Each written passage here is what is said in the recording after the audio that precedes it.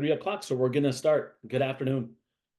First of all, thank you so much for taking the time to come to this town hall for this campaign. It's important to be able to engage with the membership. Everything's driven by the members and our membership. So we really thank you for taking the time this afternoon to join us. My name is Alex Cisneros. I'm the fact rep at Southern California TradeCon, and I'm a proud supporter of Nick and Jamal. And I am here as your host today. Before we kick everything off, I think this town hall, I do want to let you know, is being recorded. And we're going to start off with introducing our candidates for office. Nick Daniels, do you want to? Good evening.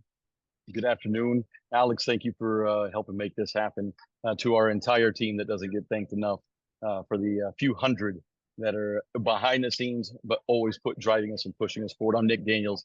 I'm currently the NACA Southwest Regional Vice President, and I'm honored to be a candidate for NACA President. A little bit about me, and we'll definitely dive into the rest of this from here, but we want to make sure everyone knows who we are, where we come from. I spent my air traffic control career started out in the United States Marine Corps, 1998 to 2003. Proudly served out at Camp Pendleton, and got out just after I got injured in the Marine Corps. Ended up hurting blowing out several of my discs that eventually led to 7 screws in my spine. But life led me here, and I'm thankful for that. In 2003, I was then assigned to FAA. In the FAA to Addison Tower as a level 7 VFR tower. And was there from 2003 to 2005. I was elected the vice president, but really didn't know what a union was. I'd never joined one. I was excited to be a part, and there was familiarity from the Marine Corps of looking out for your brother, sister, your family on your left and on your right. And when I went over to, I put in paperwork to go to Fort Worth Center in 2005. I was picked up there. That's when I really became a next level of involved, because we were going into the White Book. I was one of the youngest persons in the building, and I was elected area rep in 2006, or at the end of 2007. I served as area representative, and for 6 years, secretary, vice president, 6 years as the fact rep, and then I did 3 years as the alternate regional vice president, and now I'm the regional vice president. And with that being said, a little bit more of the personal side about me. I am a single father of an 18-year-old son who's working on becoming a pilot right now. He's been out grinding on that for quite some years. And then also of a 6-year-old daughter who is definitely in charge and the boss, usually at all times, and keeps me on my toes. So just a little bit about me. I'll turn it over to Jamal. Hi. Thanks for everybody for joining. Like Nick said, great team with us. We certainly not behind us, because they stand in front, beside, all around. That's what NACA should always be about, is that community, that togetherness and that solidarity. And they demonstrate that daily in support of us, and actually in support of NACA in general. I am Daniels-Haltom. I'm NACA's national training representative. I'm from Las Vegas Tower. I started my career as an air traffic controller in 1999 in the Air Force. I stayed in there until 2005, worked at a couple contract towers, one in Groton, Connecticut, one in Middle River, right outside of Baltimore, Maryland. Then FAA career in 2007, Las Vegas TradeCon. Then I went on to Tamiami Tower, and very much where I learned that there was 2 entirely different FAAs, from how they're treated and how they treat us as people that aren't in the highest level facilities. At that level 7 facility, that's where I really got my passion for wanting to contribute to the union, so that it make sure that everyone was represented equally. Then went back to Las Vegas, now to Las Vegas Tower in 2010. Became the secretary just for about 8 months, and then went on to become the fact rep in 2011, served in that capacity until 2019, when I became the national training rep. Along the way, several projects and training, lots of MOUs, lots of development. Was part of the slate book negotiating team in 2015 and 2016. Our contract rolled out in July of 2016. Very proud of that, being able to serve the membership in that capacity. Personal life, I do have a daughter as well. She's 20, and I wouldn't say she runs my life, but does spend a lot of the money that I make. Fortunately, I don't spend much on my own. So, as your EVP, you can understand I'll be pretty frugal because I have to be. Really, thank you all for joining. I couldn't be more grateful than to have an opportunity to talk to you all. I want to be very clear. We hide nothing. We hide from nothing. We want you all to ask your questions.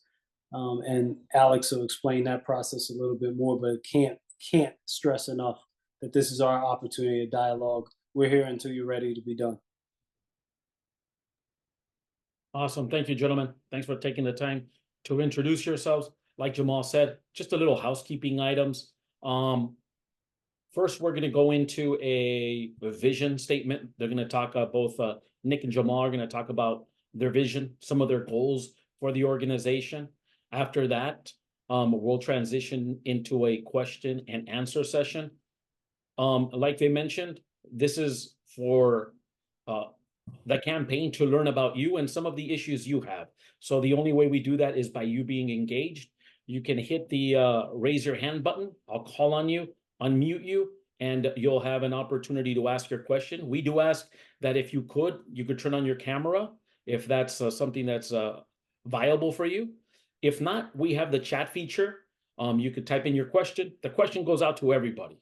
It's fully transparent. Everyone sees the questions that are there, and the gentleman here will be happy to answer anything or any question that you might have. So that's kind of what how we're going to get this. We're going to start rolling. Nick, can you tell us about your vision for the organization going forward? Some of the things that you see now. Absolutely. We'll keep it short because otherwise it'd be all night. And we want to hear from all of you. But just to really level set the conversation, started off as Alex said, as Jamal said, this is the style of union that we want to be a part of. Not moderated questions, not picking and choosing. Let's get in here and have a discussion together. If we're saying we're a family, let's be the family. Let's have talk about the good, the bad, the ugly, but with the idea and bringing back that we're all in this together, and we have to figure it out together of how we move forward. And ultimately, somebody's going to be accountable for those decisions, and then we can own the successes and the victories together. So it's not about who did best that day or what somebody else got. What did we do? How did we increase the labor movement? And how did we bring this union for all of its membership better, forward that day? Because one success and one win at one facility is a collective victory for all, because that's a new ground, a new place that we can stand from and move from there. A little bit of what I want to address first is just why Jamal and I are running as a team, and why we decided that was something that we felt was right for the time now. Why our union, that level of solidarity. We came out of a period of COVID, and anybody can say that they're in an elected position, right? You could be there, you could have a title, but what we need is leaders. And leadership isn't just a one-person sport. It's constant grind, evolution, education, and that only comes when you're accountable and have complete and utmost trust in the other person that you're with. And I absolutely have that trust in Daniels-Haltom. Our abilities, our strengths complement each other well. We have those areas that we can improve on, and we push each other to do it each and every time. So that's a just small snippet of why we find it to be so important, and to bring back and set that example of working together, the camaraderie that's needed, and overall looking out and pushing a new pace for our union to really pick up from a walk into a full sprint, and saying, like Jamal said, we're standing right there with you. We're going to run as fast as you want to run, and let's go get it all together.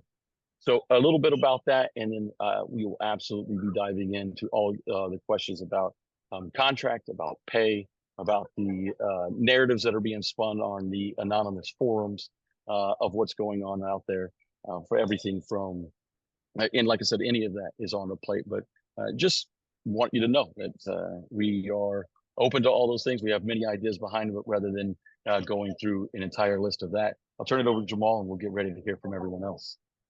Yeah, I wanted to speak specifically to why we decided, the 4 through 9s were an entity that we wanted to speak through separately. Obviously, we'll be doing all of the regions, all the air traffic regions and Region X. We spoke to the 1-4 teams and committee chairs, and it's not to divide; it's actually to give everyone an opportunity to have their unique perspective heard.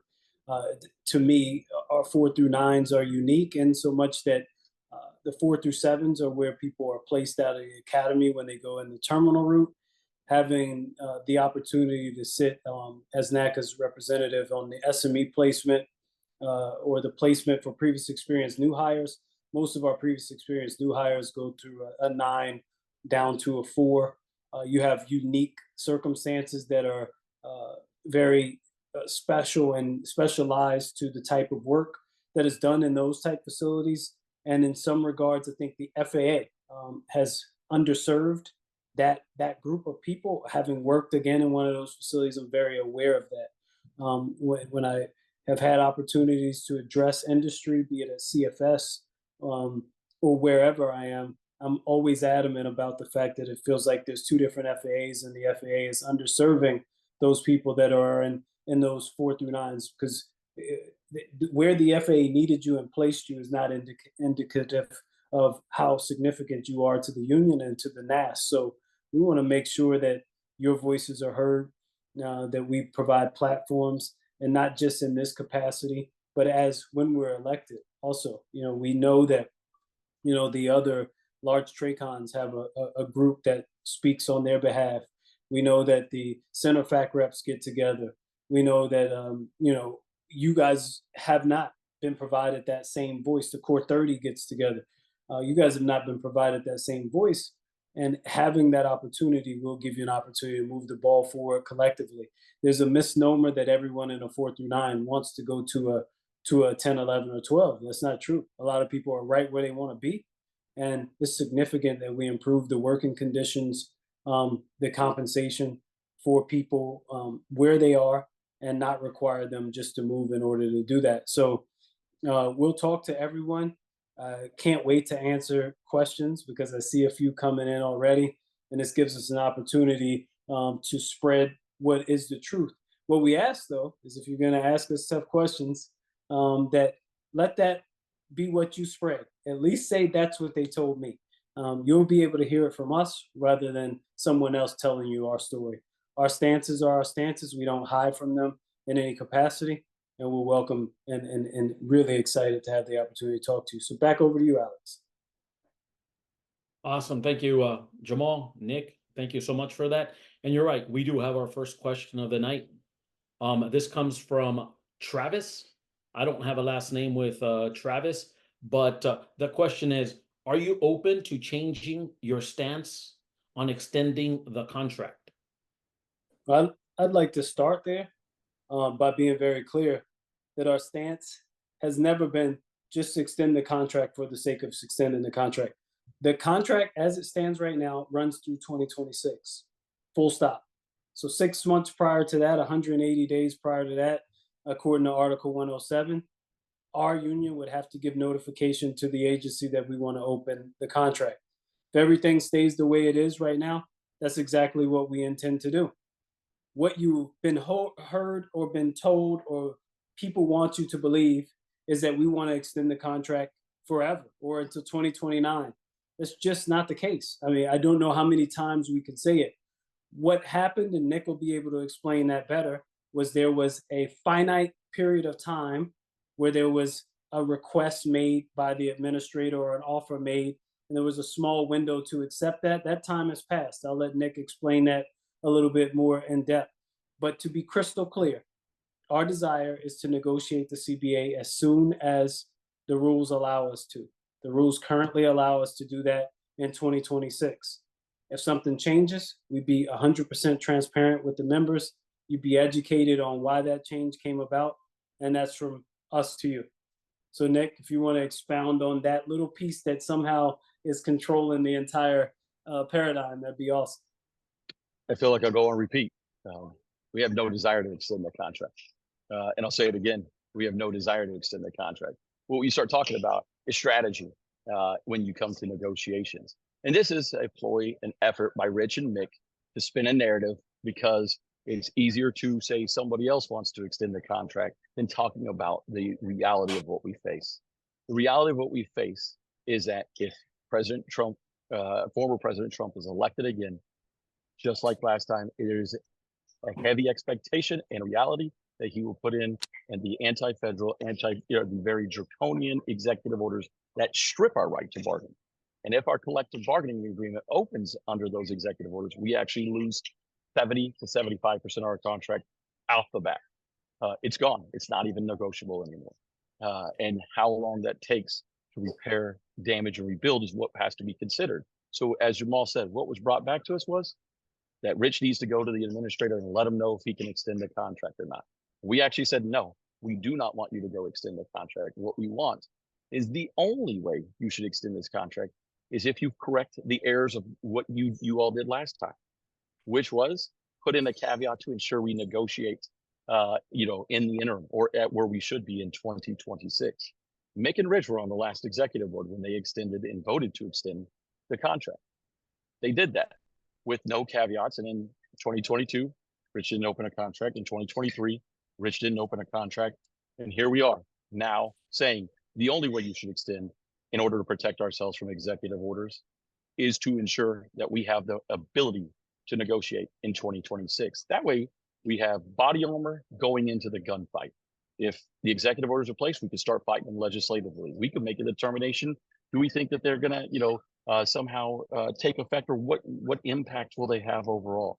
But what we won't have is a clock and a gun to our head by the FAA saying on January 26th, we're opening and those executive orders will go into effect. That is the intent of having an extension in place if it was needed. But as Jamal said, we gave Rich that direction of if you have to make a decision now, protect us, but only if we have the ability to negotiate in 26. And that was the win-win of that case in that scenario. So we can we can say it again and again, but that is the intent. And like we said, we want to find any way to negotiate a contract. And even if we did have to extend our executive orders, we would then look at midterm bargaining, all of these things that we're talking about instead of a full term negotiation. There's plenty of strategies out there. And the main one is to make sure you're protected, but absolutely to address all the issues that we're going to speak about tonight. I would add to that the language that you saw in a video was doctored, not given full perspective. The actual was absent the ability to delay the decision, right? So the ability to delay the decision was finite. I believe they met in San Francisco nearly 3 weeks ago. Am I wrong about that, Nick? How long ago was San Francisco? Yeah, I think it was 4 or 5 weeks ago now, because okay, so we're looking month, at so. a month or almost over a month where they met. And at that time, they were given the impression that they had a very short window to make a determination. So the language that was proposed by Nick was absent the ability to delay the decision. It's clear that the decision's already been delayed. So that's off the table. We don't have to worry about that anymore. The determination whether or not to extend the contract lies with the hands at the feet of the president of the union. We believe that we should do the prudent thing for this membership and be protective of this membership, but we should educate this membership very well. There should be no division on this. We have to protect our members. All of us, any one of us in these positions running, that would mean Redmond, Daly, Devine, Santa, Daniels-Haltom should want to negotiate a contract. But we should all also be very true and upfront with the people that we represent and tell them there are some risks, extreme risks, and not just a minor inconvenience, but the risk of losing what it looks like to be a federal sector union if we open and the executive orders are in place. The thought that it's somehow cowardice is asinine. It is wise, it's intelligent, and we have to be forthright with you so that you are very aware of what's going on. And that dialogue has to keep coming. So we appreciate your question, brother, and please keep them coming. Awesome. Thank you. We have another question. This is from Tango Yankee TY. He says, would it be possible to consider trainees that wash from an up down, but certified through the tower to nest as a CPCIT? Well, that would take a change to the 3120.4 and a change to the collective bargaining agreement. And here's what we don't get on here and do is tell everybody what they want to hear. That would be quite a leap to do that, right? CPC, the term CPCIT means you had a full certification at a previous facility. If you had a partial certification, then you would not get the CPCIT designation going forward. But what we do have to do is ensure that the training plan or training program at a facility is set up to give everyone the opportunity to be successful, to remediate any hiccups that might occur along the way, to provide skill development training, to provide skill improvement training, to ensure that training is fair and equitable. And if that is the case, we hope that our success rates go up so that we're not really faced with that question. But to answer the question very succinctly, that would be quite a hurdle to overcome and unlikely for us to be able to do that. Yeah, I think it's the area in the world that Jamal and I have gone out and visiting. We didn't just stop at every level 12 or large TRACON or center or anything else, or large towers. We went out and engaged with one member at a level 4, all the way to a few hundred people at some of the facilities. And so many of these questions at our level 4 through 7 facilities are very, very, very, how to say, inquisitive in the world of how do we expand our rights there, because you're absolutely treated in a different FAA and by all parts, as Jamal said earlier, a different union. The investment has to happen in you now for us to start moving that forward. And one of the things that we heard about were some ideas. And again, none of these things are wave magic wands or make magic promises, because we would just say, we'll get you better than everyone else. Like whatever the other people offered you, tack on 10% or make it a better offer. And that's what Jamal and I will do. These are about the ability to go out and engage the membership and hear it, take it back, and then see what we can bring forward. One of the things that we've heard a lot about is being able to be in a level 4 through 7 facility, potentially go to a level 11 facility, and let's say, or 10, any level above 4 through 7, and then end up coming back to their facility, where anyone else from the academy is being placed outside of that. So what we need to do is actually look at the NEST processes in its totality. Is it serving the purpose correctly? And then how do we start actually targeting the moves when it comes to employee movement to put you in the facilities of where you want to go, especially the world of 4 through 7s. We've gone and met people, I think it was Jamal, it was Minnesota, where a guy just wants to move to Nebraska. He was at a level 5 and wants to go to a level 6 and said, I can never go. I have to actually go to Kansas City. I have to wash out in order to go into that, and then to get that facility on my nest list, because they'll never climb high enough. We have to relook that process in its entirety and start targeting that move. There's no reason we can't put somebody behind him tomorrow in the academy, move him to a level 6, and then he goes to a place that he's going to spend his rest of his career at and move on from there. And now another academy student that didn't want to be there doesn't fill up that spot and continue to bog down the system. But I know that's in a different category and a different topic, but just want to let you know, these are the ideas that are spooled from it, from a question just like that, what happens when you do go to a nest.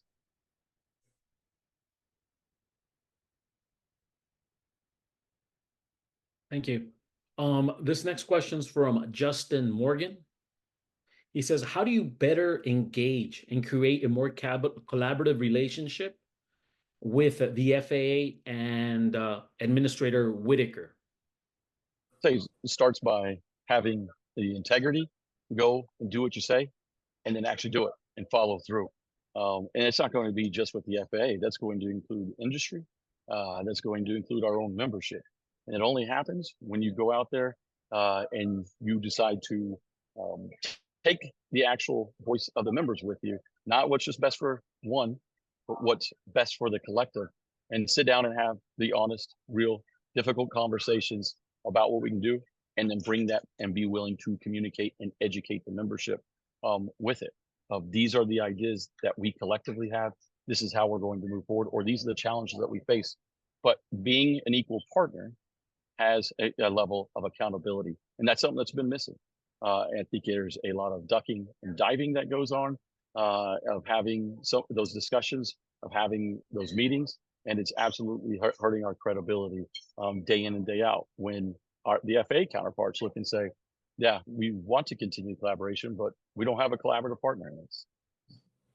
Yeah, these are, really important positions that we're asking you to elect us into. Um, we both teach rep training. Many of you have been to rep training. And what we talk about is when you get a new collaborative partner, for a lack of better words, to attack that relationship. And I don't mean attack in a negative manner, I mean engage with them. Make sure that they know it's a two-way communication. Make sure that they know you're available. The administrator is a Senate confirmed position. It's a very important position. To get an administrator, they're a presidential appointee and then Senate confirmed. That's a big deal. You have to embrace that relationship, because if you don't, what occurred a couple weeks ago ends up occurring to us, right? If you don't dialogue, if you don't ensure that they know that you're a collaborative partner, and collaborative does not mean capitulate. It doesn't mean roll over.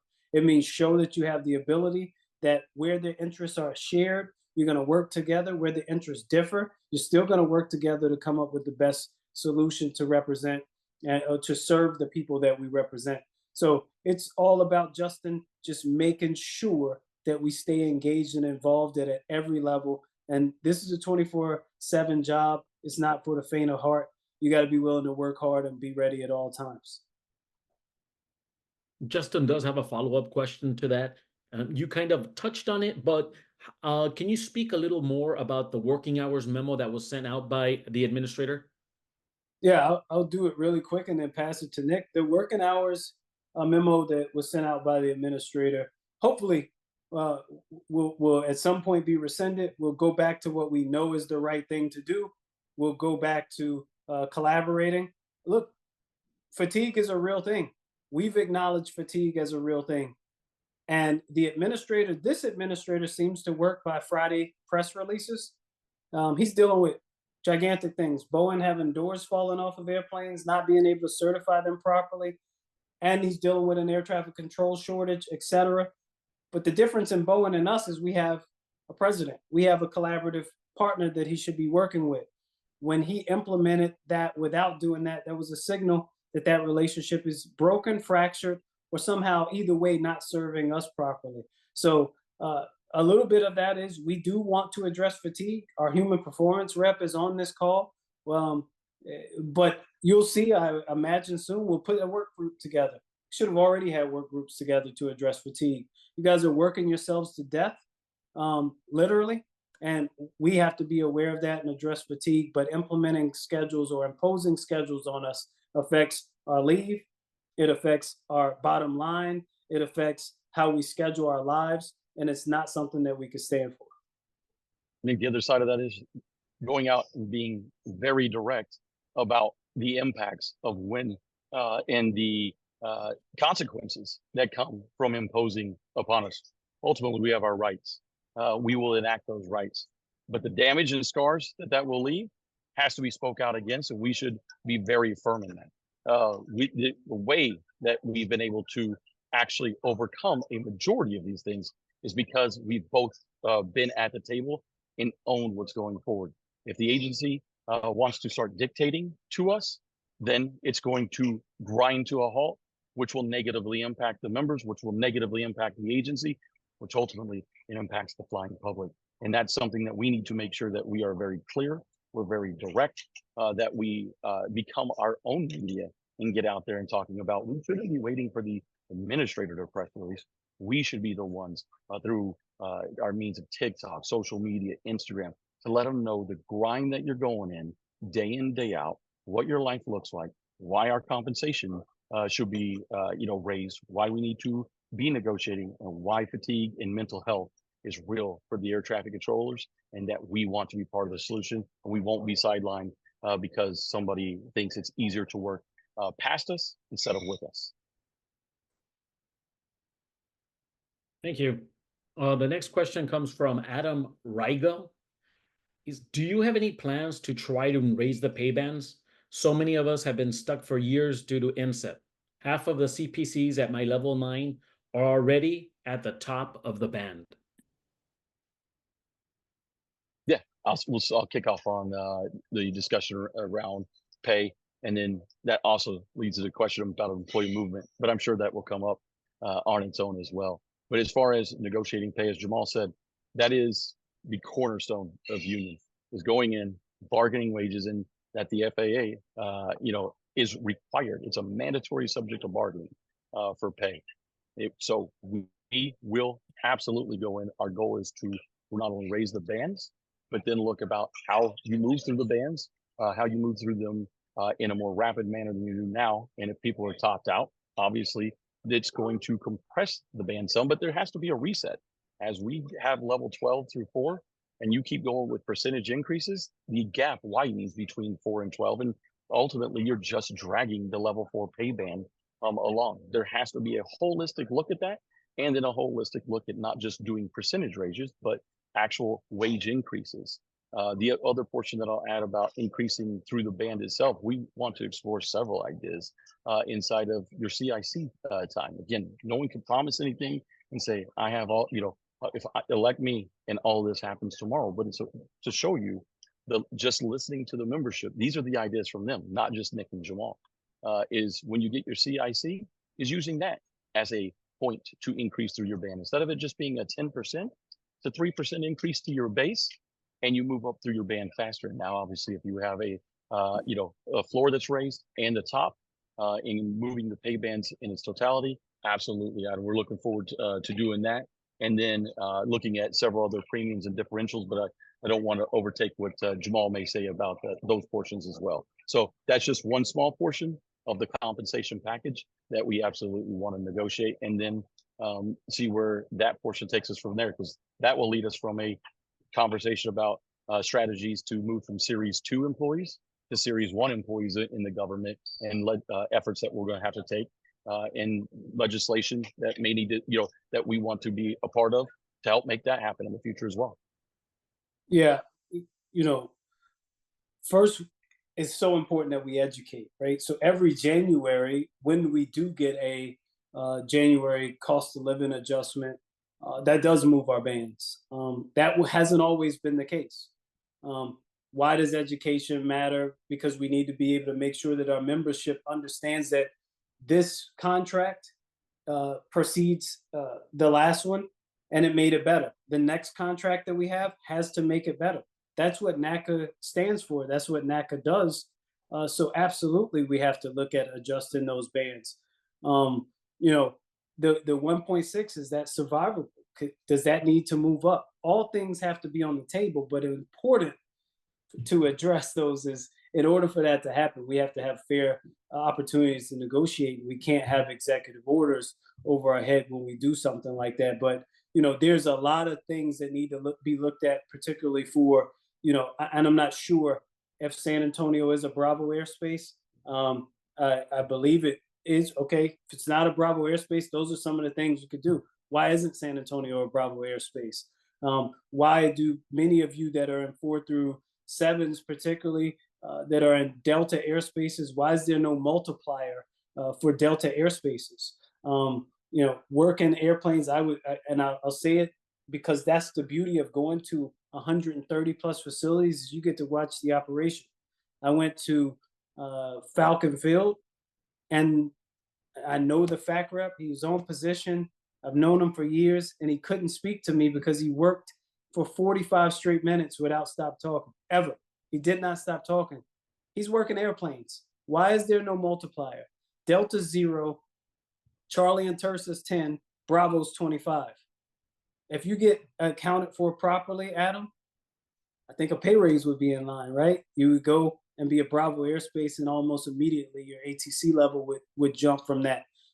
Obviously, I don't have the MVT right in front of me and can't assure that, but simple math tells you that if you were to get the 25% multiplier, that would change your ATC level. So we have to be creative, we have to be inventive, and we have to be willing to explore things that haven't been explored in the past, and move our contract into the future. So just to reiterate, we are not in love with the slate book or think it's the last and greatest contract that should ever exist. I have 11 years left in the agency. I hope we have multiple contracts before I'm done. And I hope my retirement is so great and my pay is so wonderful by the time I leave that I can't believe I even was able to achieve that, or we were able to achieve that. And just to reiterate, it's time to reset those bans. We have so many people that are in their first 5 years of their career right now that are being toppled by inflation. That is, without looking at that, without utilizing those provisions right now, would be criminal for us to lose on that momentum. Coming out of COVID, we're competing against jobs now that can be done at home for 6 figures, and their cost of living goes down by being able to not drive and stay in the house. We have to commute sometimes in the upwards of an hour and a half and 2 hours if you live in Midland, Texas, or on the West Coast, because the housing's so dang expensive for where we're at currently. So all of these things are ripe for the opportunity. Jamal and I intend to absolutely capitalize on them and negotiate wages. And as he's always says, we will get better. We will increase it. And it's going to be those who can bring credible arguments to the table, not just who promises you the most through yelling at the agency saying, fix my pay. That's never going to actually move the ball forward. It's actually going to antagonize and say, well, let's see what you get out of it then. Thank you. We have plenty of questions via the chat. I also want to remind anybody that we also have, you can raise your hand and we can do a question in person. We'll unmute you from our side and you'll be able to speak. So just want to say real quick, Alex. Yeah. Everyone else has at least shown somebody's unmuted and showed their face. We'd like to see some of you all. So while it's easy to put it in the chat, let's interact. Let's talk to each other. Let's have two-way communication.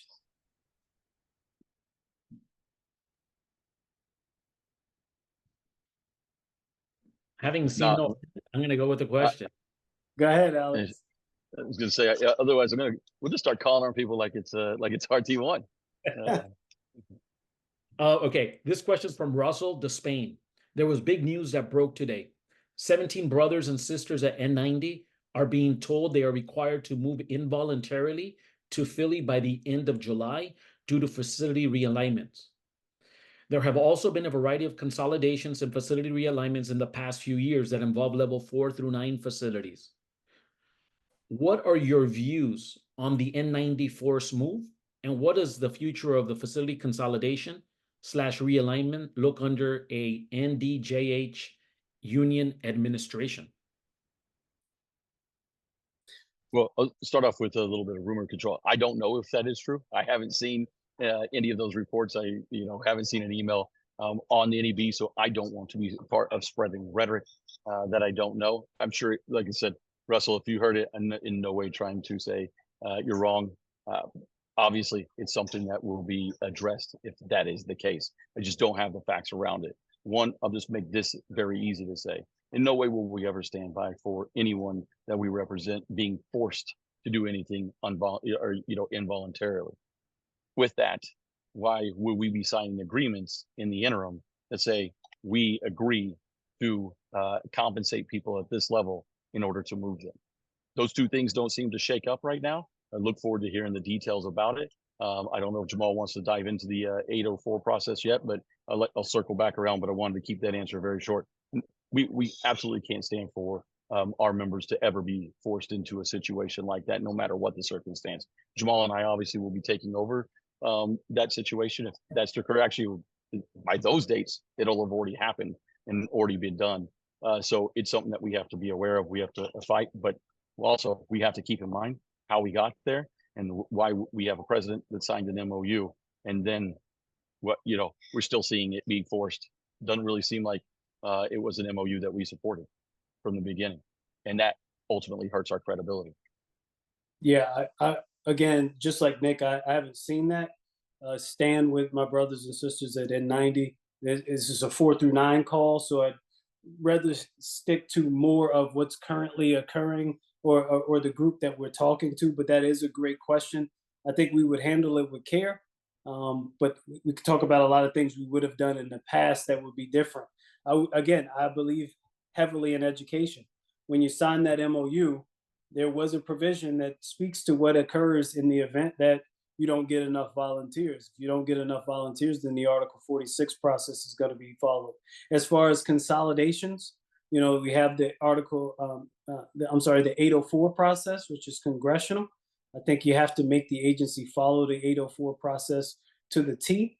I think we need to keep as many of our facilities separate that we can, look to consolidate where it creates gains for our membership, where those opportunities exist, where people don't have to make big moves across states or whatever it may be. But we have to look at that in totality. We do not get to opt out of the 804 process because it's mandated by Congress. But the 804 process is something that should be explained to the members, and they know it very well. I would say that our current 804 rep, you know, maybe has some explaining to do in that regard as to what's going on. But that's not something that I could speak to with any level of specificity. Thank you. We do have somebody that raised their hand. So before we continue with the questions in the chat, Stuart, Merrill, we're going to go to you. Good afternoon, team and DGH and Chris Cisneros. Always a pleasure to chat with you. Sorry, my camera's not working today. All right. I did just want to ask, as somebody from a level 6 tower who's been certified there over 11 years, Article 60 gives facility of preference, gives controllers certified 8 years of preference to transfer to an in-grade or downgrade facility, but at a level 6 tower, that doesn't really open many doors to me. And I know a lot of people talk about NCEPT, they want to have a path out. At what point would you consider, okay, somebody's been certified at a facility for a period of time, they've contributed to the system, let's try to get them moved on to their facility of preference? Wonderful question, Stuart. That was brought up at convention, and I think people got maybe the misimpression that NACA doesn't support what the very thing you're speaking to. Just think that the convention or the Constitution wasn't the right lane to address that, but absolutely through negotiations we could address that. Article 60 and Article 124 are different. Article 60 is priority consideration. Article 124 is priority placement. And to say that, to your point, right, I'm at a level 6. I've spent a whole lot of time here. I've paid my dues plus. I'd like to go to a level 9. Sometimes people do talk about placing some level restrictions. That may be a place where we were to use our leverage to say, what about increase of up to 2, right? In-grade, downgrade, increase up to 2 for that. All things have to be considered because our people are paying the price for the agency consistently understaffing us. The issue is you should be staffed well enough to get you where you want to go. And we haven't been for a very long time. And I'm going to do something that I don't typically do. I'm going to say that's not Rich Santa's fault. That has been a long-standing issue. That's not something that we can blame on him. Can't even blame it on Mick Devine. I could talk to you about some of the failures of the NCEP, and that's a different story. But as it stands, getting people to where they want to go, the main reason that it can't happen is we're not properly staffed, and you shouldn't be punished for that. That's a great idea, Stuart, and something we'd absolutely pursue. Yeah, what I will dive into the INCEPT a little bit on this aspect of it is we cannot continue putting the square peg in the round hole with the approach when it comes to employee movement. Stuart, if we were able to open up avenues for you that you wanted to go to an 8 or 9, because we're going to do a targeted approach of just 8s or 9s, because so many of our 11s and 12s are looking to pick up for 8s and 9s right now because of that experience. And we said we're going to increase the vacancy or the ability to pick up to 125%. So we can actually staff our level 8s through 9s for once, and then they can be able to release by just doing a round. And something Jamal and I proposed for 2 straight years and has been ignored is just do an actual round for 8s and 9s. And maybe that's your opportunity, Stuart, when we open more vacancies there, or when we say these are the groups that we're targeting and bringing it forward from there. The other aspect is starting to do targeted, again, moves that make sense. Level 4 through 7 facilities, so many people want to just go to a different area. Why don't we place somebody behind them out of the academy? So when they get, let's say, local certified and you're in a tower, and then you have a 6-month release to go to another facility. It's time to start exploring, instead of a lottery every 3 months, long-term approaches that go from everything from swaps of like types facilities to targeted moves and especially moving people into our 8s and 9s. And all these things have to be negotiated. What we can tell you is that we'll be able to stand up and say, these are the moves that we're making because they make sense, and we'll continue to adjust, but we won't sit here and say, let's keep using a system that is designed for a well-staffed system, and somehow just wait till we get there 6, 7, 8 years from now. And the other thing I'll tie it to, since once again, we level set it from the beginning, we absolutely want to negotiate wages. We know we're stuck in this position, so let's use it to our advantage as well. How about we start negotiating not only a longevity raise that moves us through the band and increase that number from 1.6 upward, but also longevity bonuses. If I've been a CPC in my same facility for 5 years, get a 1% or 2% addition, whether that's a move through my band or a lump sum payment. At 10 years, I get an increase above that. At 15, at 20, at 25. If I'm going to spend the time in that facility, I am now the expert. I am the person that brings the ability to train others and knows the history of this facility itself. That's important too. I think that would put many of our members in a place to do both, have compensation if they can't move or if they want to stay there. Thank you. Stuart, any follow-up, or you're good with that? Those are very good answers, and I really do appreciate the time consideration. The only thing that I would just stand out to is being at a level 6 tower with a target of 11 people. Like, one body is huge at a facility. It goes from being short-staffed, can't have leave, training shortages, to being well-staffed, and all of a sudden you could get all the spot leave in the world that you'd want. And I know the collaborative work group numbers are trying to increase the total number of staffing of the facilities, but I think the other thing that really hurts is when there is a loss on the incept. If you lose somebody who is a CIC and is an OJTI to somebody who's replaced them as a CPC, you've lost a lot of time there because of the training requirements. And now I don't want to hold up anybody's transfers. Speaking as somebody certified 11 years, believe you me, I want to be able to move on, but I don't want to be leaving the facility behind that much worse if I transfer as a OJTI CIC to somebody who's a CPC who can't fill my shoes, so to speak. Yeah, well, that's all great, Stuart. We can certainly understand and appreciate the passion, and that's what we're talking about. You caring about the facility and not just yourself. You caring about NACA, caring about members, and how it looks if you were to leave. Yeah, we have to address those things.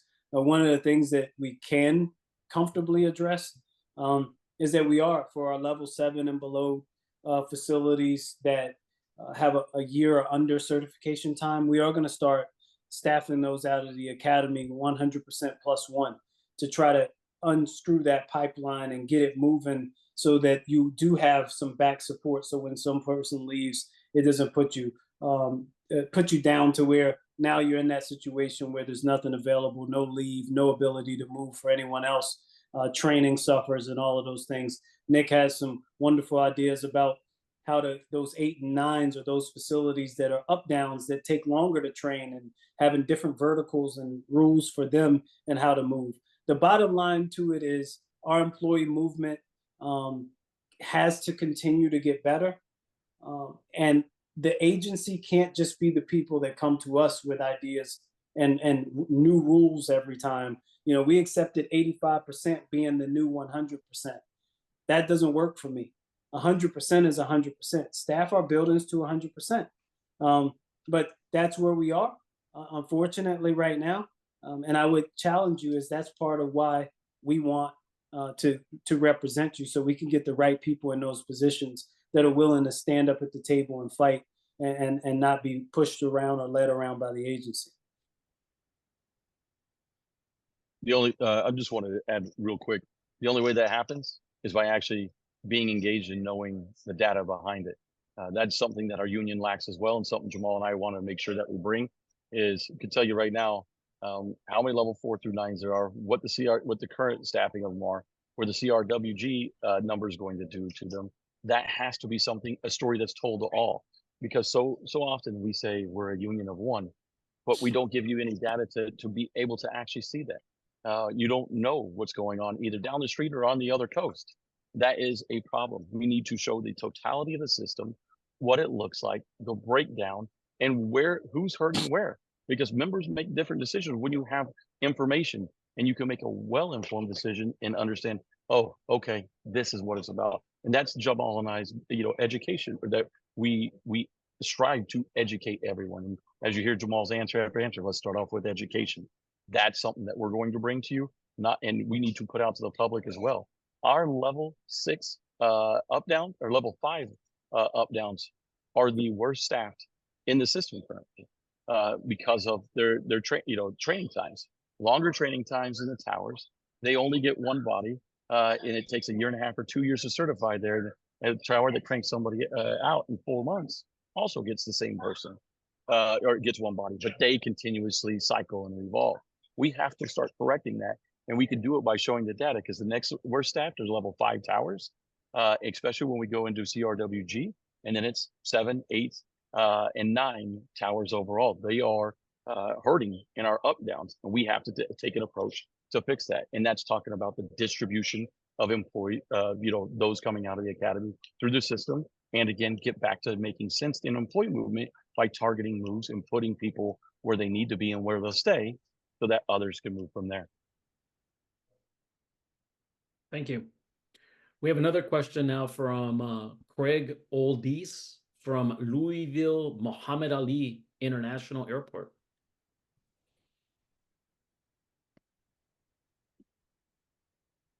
Hi, Craig. good evening. Hey, good evening. Thanks for taking my call and my question. As you know, a lot of people don't know when they transfer here that we are a heavy night operation with UPS being based here. And part of our issue is, like it is across the country with staffing, with having to have such a heavy mid crew, our day shift becomes shorter. And now UPS has now gotten a mail contract from FedEx. So now we are going to have to probably double the amount of positions we have open during the day. What is your vision to help staff unique facilities like mine and perhaps Memphis that deal with these unique mid operations that are kind of unique in the NAS? Greg, this is where we complement each other. Nick was on the CRWG, so most certainly is a question that he has considered and has a great answer for. So I think you would see in the CRWG, and Craig, you'd have to help me. We would walk through it together if we could do it real time. But I did have the honor to serve our union in that capacity. And looking at 313 facilities, one of the things that we found was the, kind of some of the errors of the past and the way that the agency had looked at it is, but just breaking things up into a day and night. That was, you likely saw an increase in the CRWG. If you did not, Craig, you could sit down and look at the numbers, but we looked at the number of hours that positions were open and worked, and then accounted for it that way, instead of the age-old way of just saying day, night, and mid, and then how many bodies does it take to rotate through there? Because whether those bodies, it doesn't matter what time of day it matters, is that scope open, just like you said, Craig, how many bodies do we actually need to rotate through it, and making sure that we put the people there from the very go. And if we need to increase that, or fatigue, here's the fatigue discussion, if we need to look at that and revamp it even further because of the fatigue mitigations that are necessary for the midship, be completely open to that. And what a time to strike. But that only happens from having these conversations and engagement from there. So if you don't think that the new number suffices that, Craig, by all means, let me know. Shoot me a message on the side. We'll take a look at it. But it starts with the data, and that was the approach that we took for it this time, to ensure that we did compensate for the facilities that have the heavy mid-shift rotations instead of just a day and a week. And when we reach out to the reps, we usually get it right. When we try to make all the decisions by ourselves without collecting data, we tend to get it wrong. I mean, it does matter that those closest to it, that have those unique scenarios and situations, are heard, and then we make the compelling argument to the agency that place is specific and needs some different staffing, or staffing to account for their operation. So we can't ever lean away from leaning into our membership and finding out, particularly from the reps, what we need, and addressing that.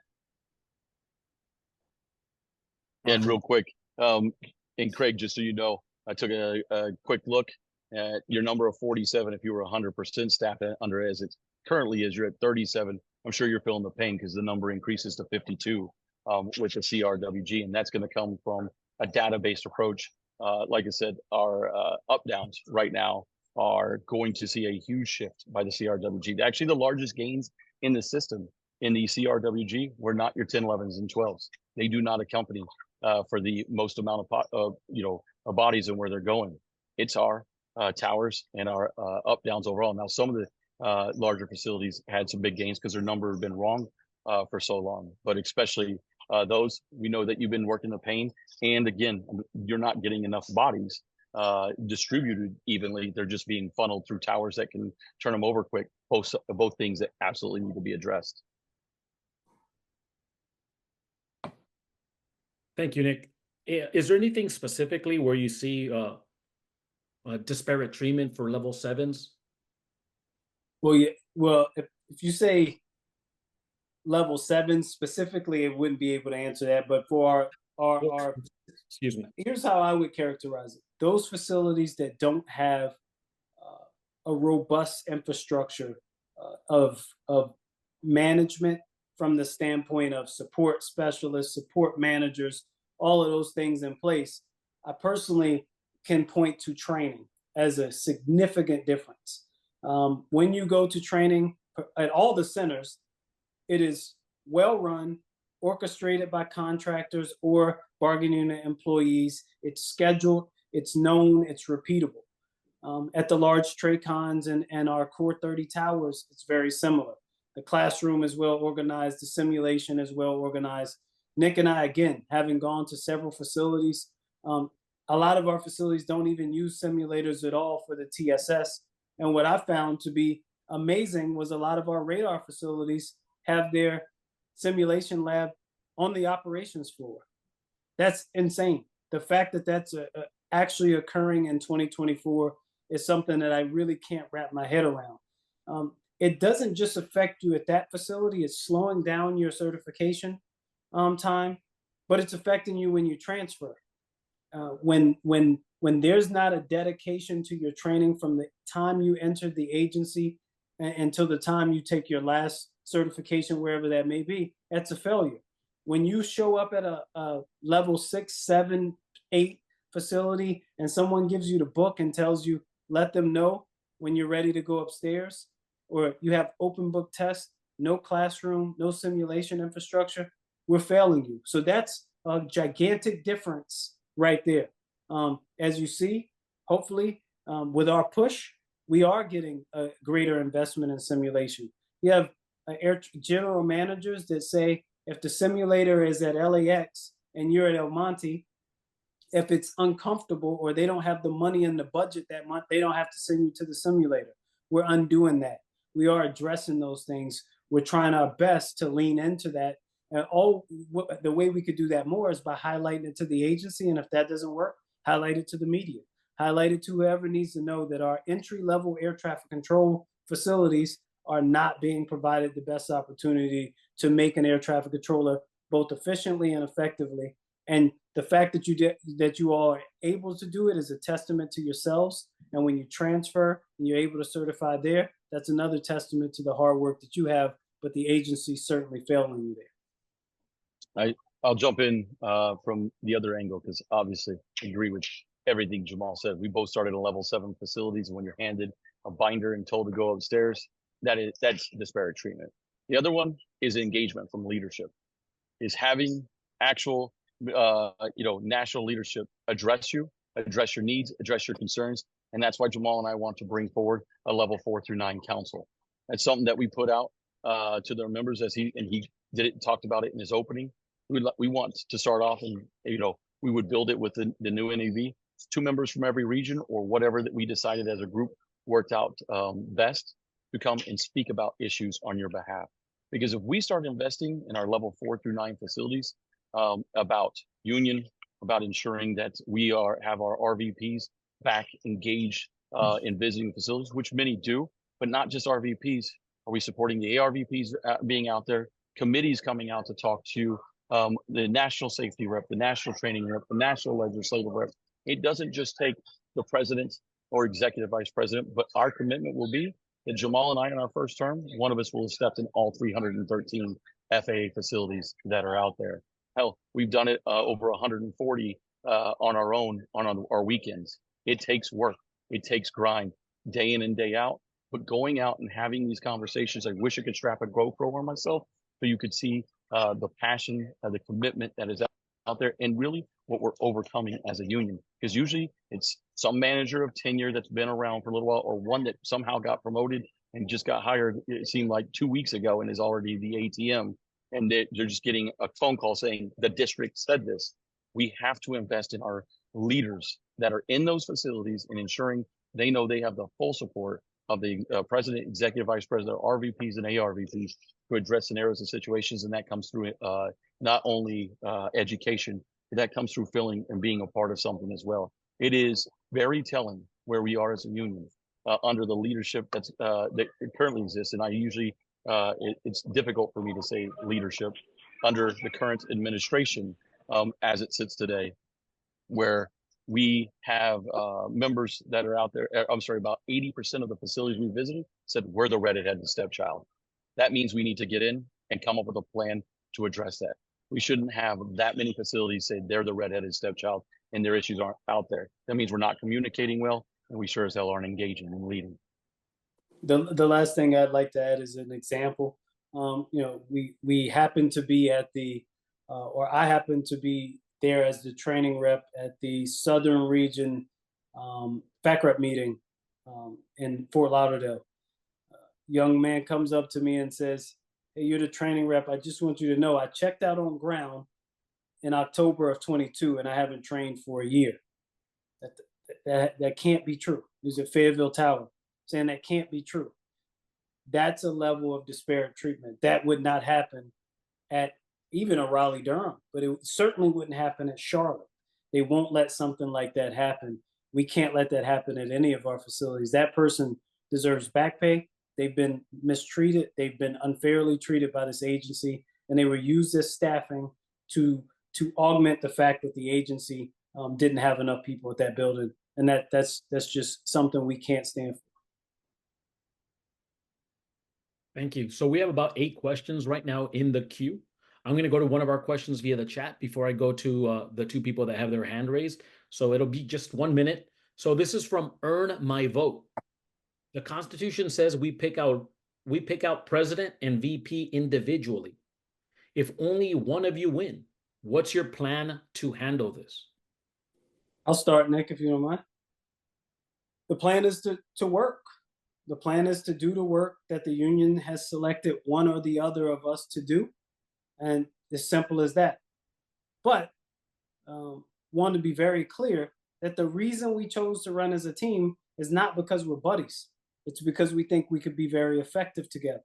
We know that if you're able to split that leadership position, you can cover more ground. You know that if we could trust each other, if Nick is the president of the union, I've always been told number 2 is not number 1. If the president of the union trusts you to go and speak on behalf of this union, and you know yourself that you could do that well, we can divide and conquer in that standpoint. We can get to more places. We can be more effective and serve you better if we stick together. So that's a question that's frequently asked, but we would ask you to look at it from the standpoint of how can we both be effective for you all. There's a clear delineation in how they run their campaign, how they behave, and how we behave. You have to make a choice as to what you want. I believe that we'd be outstandingly effective together. We'd certainly listen to our membership. And if you're getting hung up on the pay thing, I'm telling you, we want to increase pay. There's no doubt about that. We most certainly want you to have education and understand, but we think we'd be most effective together.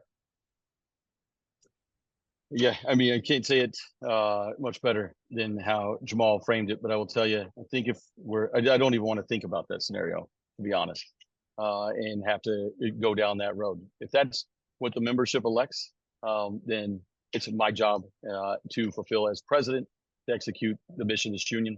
But I will tell you, the effectiveness for the membership may come at a cost. Let's just be real and let's be honest about that. I do not believe that Mick possesses the leadership and the talent to be an executive vice president. I do not believe he possesses the leadership to negotiate. So I would have I would not be inclined to put him in any position to be leading a negotiation, because it's usually a form, just like a video the other day, of a half truth and a aha, I gotcha, except when you get called on it and the truth really sits out there. The willingness to deceive the membership and actually speak against it when you've been on the NEB for 5.5 years, and you chose to now that you're campaigning, to suddenly say all of these atrocities and the things that are wrong. I've been on the NEB for 2.5 years and have been clear. I've been very consistent in the message that, one, I did not like the direction we're going, and two, that I think that we lack leadership in the position of president. And that is something that I'm concerned about. And you have options when you're there. You can sit down and say, wow, it's real comfortable. Here's our RVP, but I don't really believe in it. Or you can stand up and do something about it. Ultimately, again, you elect your leaders. We're encouraging and imploring you to elect leaders that you know will challenge each other, not be yes persons to one another of Jamal and I, but at the same time, we have the same commitment and effort in going in a direction that is to put you first, not NEB first, not a campaign of deceit and division. It's about unity and education. That's the difference in these two. And I think our union would ultimately be at a huge loss if you did not have the talents of Daniels-Haltom sitting as executive vice president day in and day out. I feel like that then or many of the things that complement one another would then fall upon me, and we will move forward as a union the absolute best that we can. Thank you. Now we're going to go to Chris Hastings. Chris Hastings is talking to us from Pueblo. Go ahead, brother. Hi, Nick and Jamal. So back in March, the administration released a report, the Aviation Rulemaking Committee report on mental health. And since then, there's been essentially no talk about it. What are you guys going to do to ensure that those the recommendations in that report are implemented, and what are you already doing with that? Well, Chris, I would tell you even before that, at the convention, our convention body gave us a charge as well, right? They gave us a charge to stand up and collaborate with the agency and address some mental health issues that needed to take place. And to my understanding, that sits in the hands of our current leadership. What have they done? Has the work group stood up? Have they met? Do they do anything? Do you know? You're asking us. We don't know either. Our commitment would be to follow through on everything that we say we're going to do. Our commitment would be to capitalize when the agency identifies issues with mental health. And if they crack the door, we got to get it wide open, ajar, and get in and take care of the people that we represent. So what would we be doing differently? We'd be standing, we would already have stood up a work group, but we'd be addressing the matters and looking at that comprehensive. Because I did read some of it. I read most of it, honestly. We'd be looking at that comprehensively and see what we can implement. We'd certainly be looking at ways to address the fact that it costs thousands of dollars. And I don't mean in the low thousands, tens of thousands of dollars for those that are suffering with mental health to keep their medical. It takes plenty of time away from them. They have to sometimes travel across the country to find a doctor that can properly evaluate them. All of those impediments to being a successful member of this union and contributing to the national airspace system have to be removed. We have to work with aerospace medicine. But like all the other things, we just got to be present and active. We're not right now. The only way that that information comes to us, Chris, and thanks for being here. I always appreciate your support, is by actually having leaders that are willing to speak about it in public. This isn't about awareness anymore. This is now about prevention. Awareness is a term of the past. We know it's here. There are, like you said, there are reports. But you know what has to happen?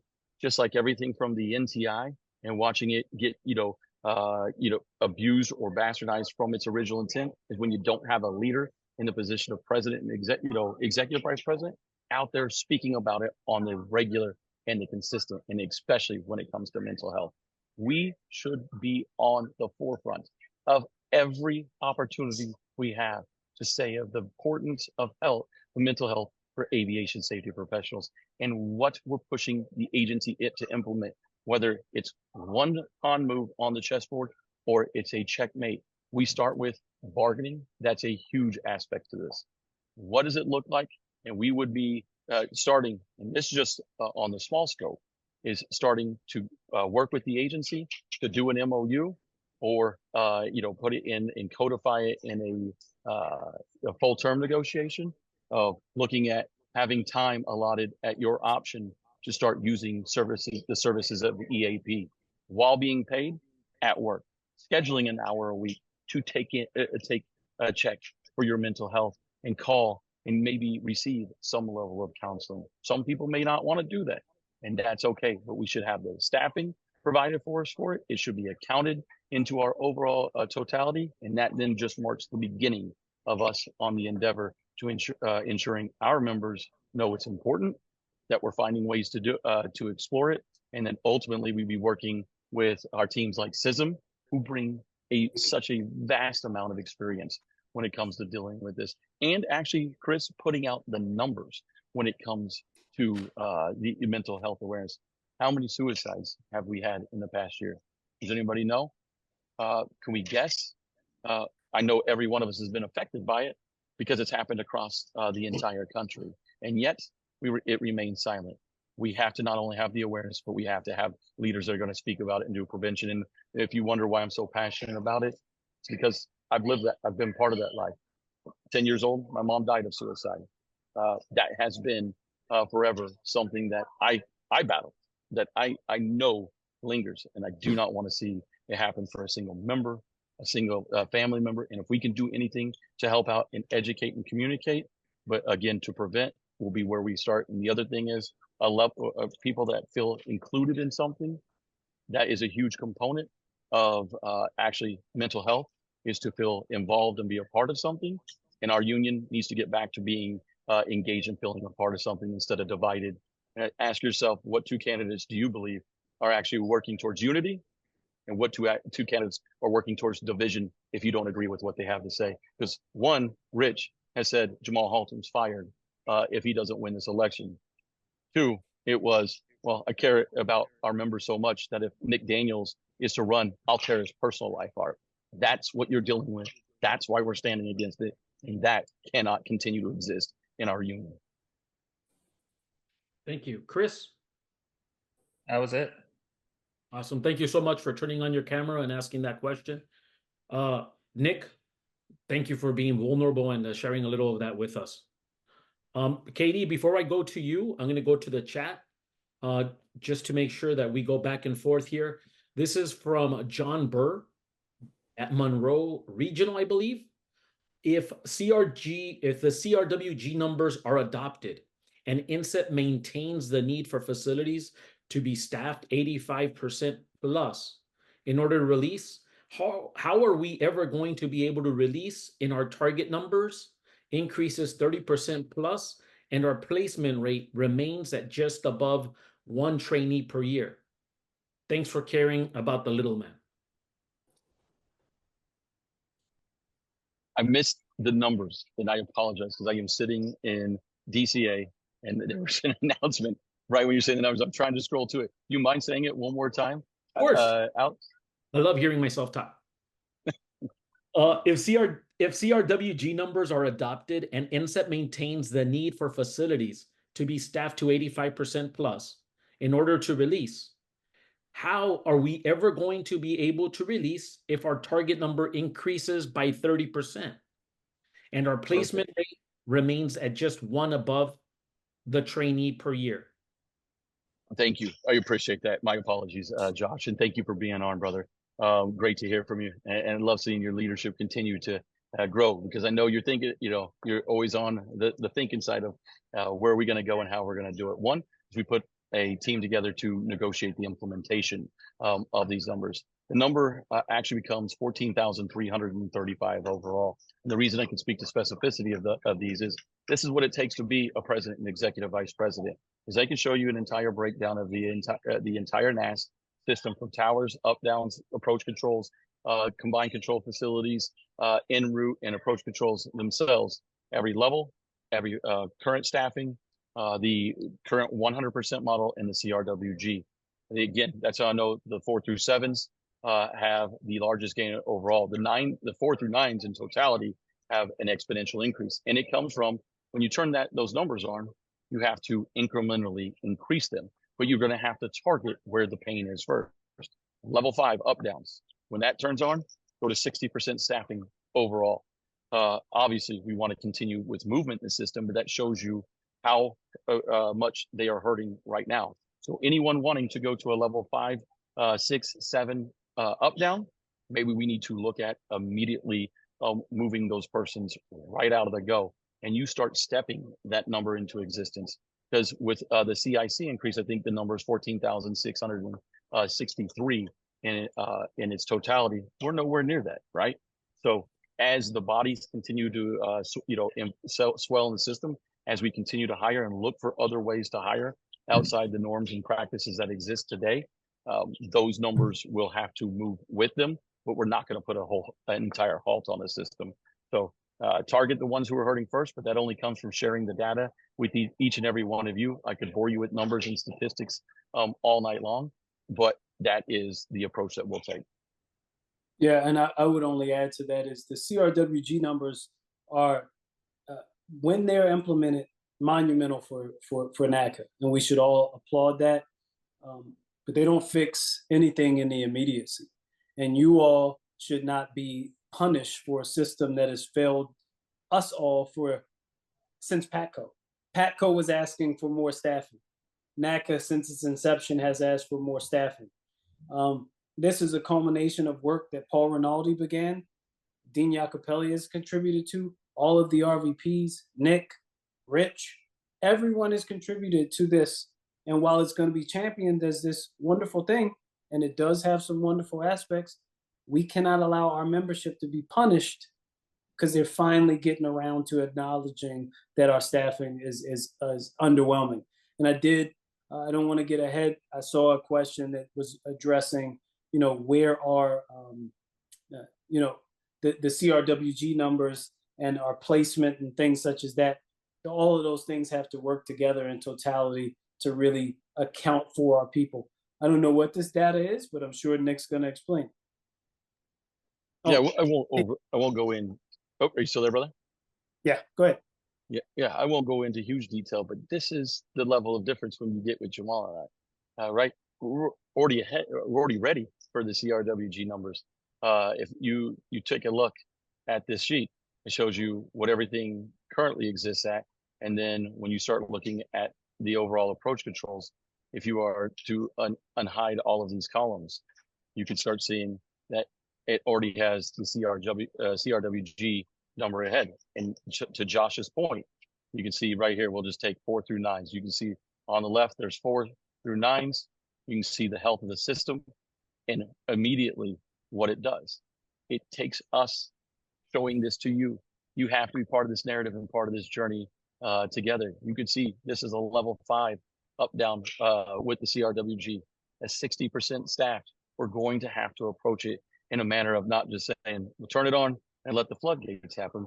We're going to have to be methodical. We're going to have to ensure that it doesn't somehow lock our members down. And if we existed without these numbers, we're going to walk into these numbers and not just say a freeze, even though that's maybe where the agency panics. But you know how you don't get the agency to panic is when you have a plan, you're already ahead of it, and you already have the numbers and data to prove it. So just wanted to show you that this all exists. This is something that Jamal and I built, so that way we can be prepared. We know how many are in the system and what the health looks like overall.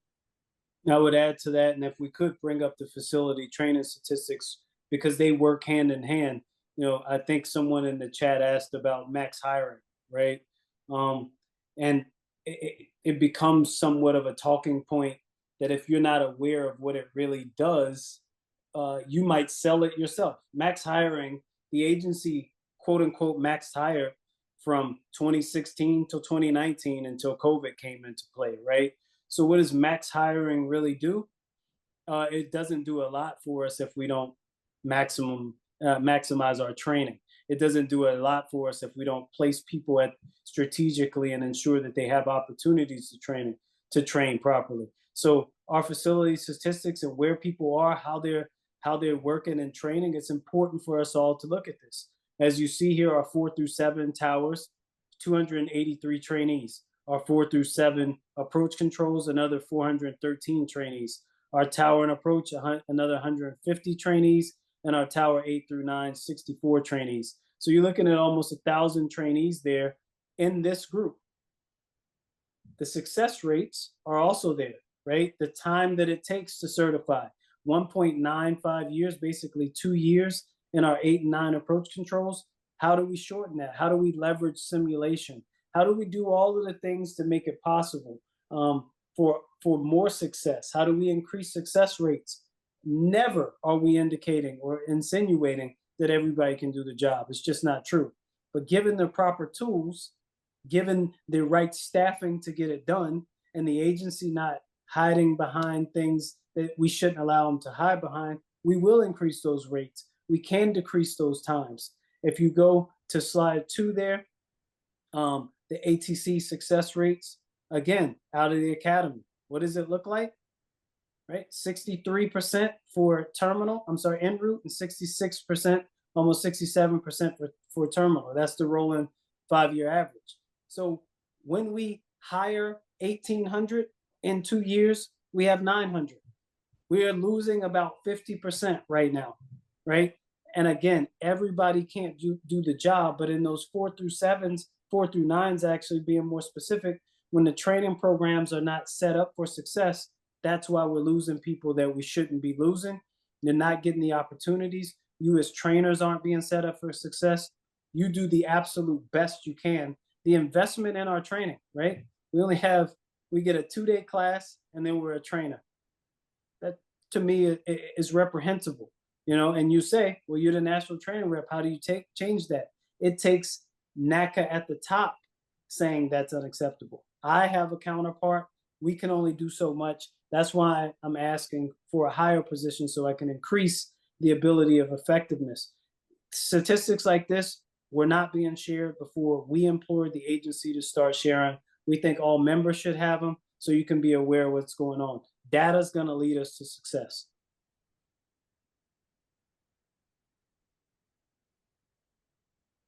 Thank you.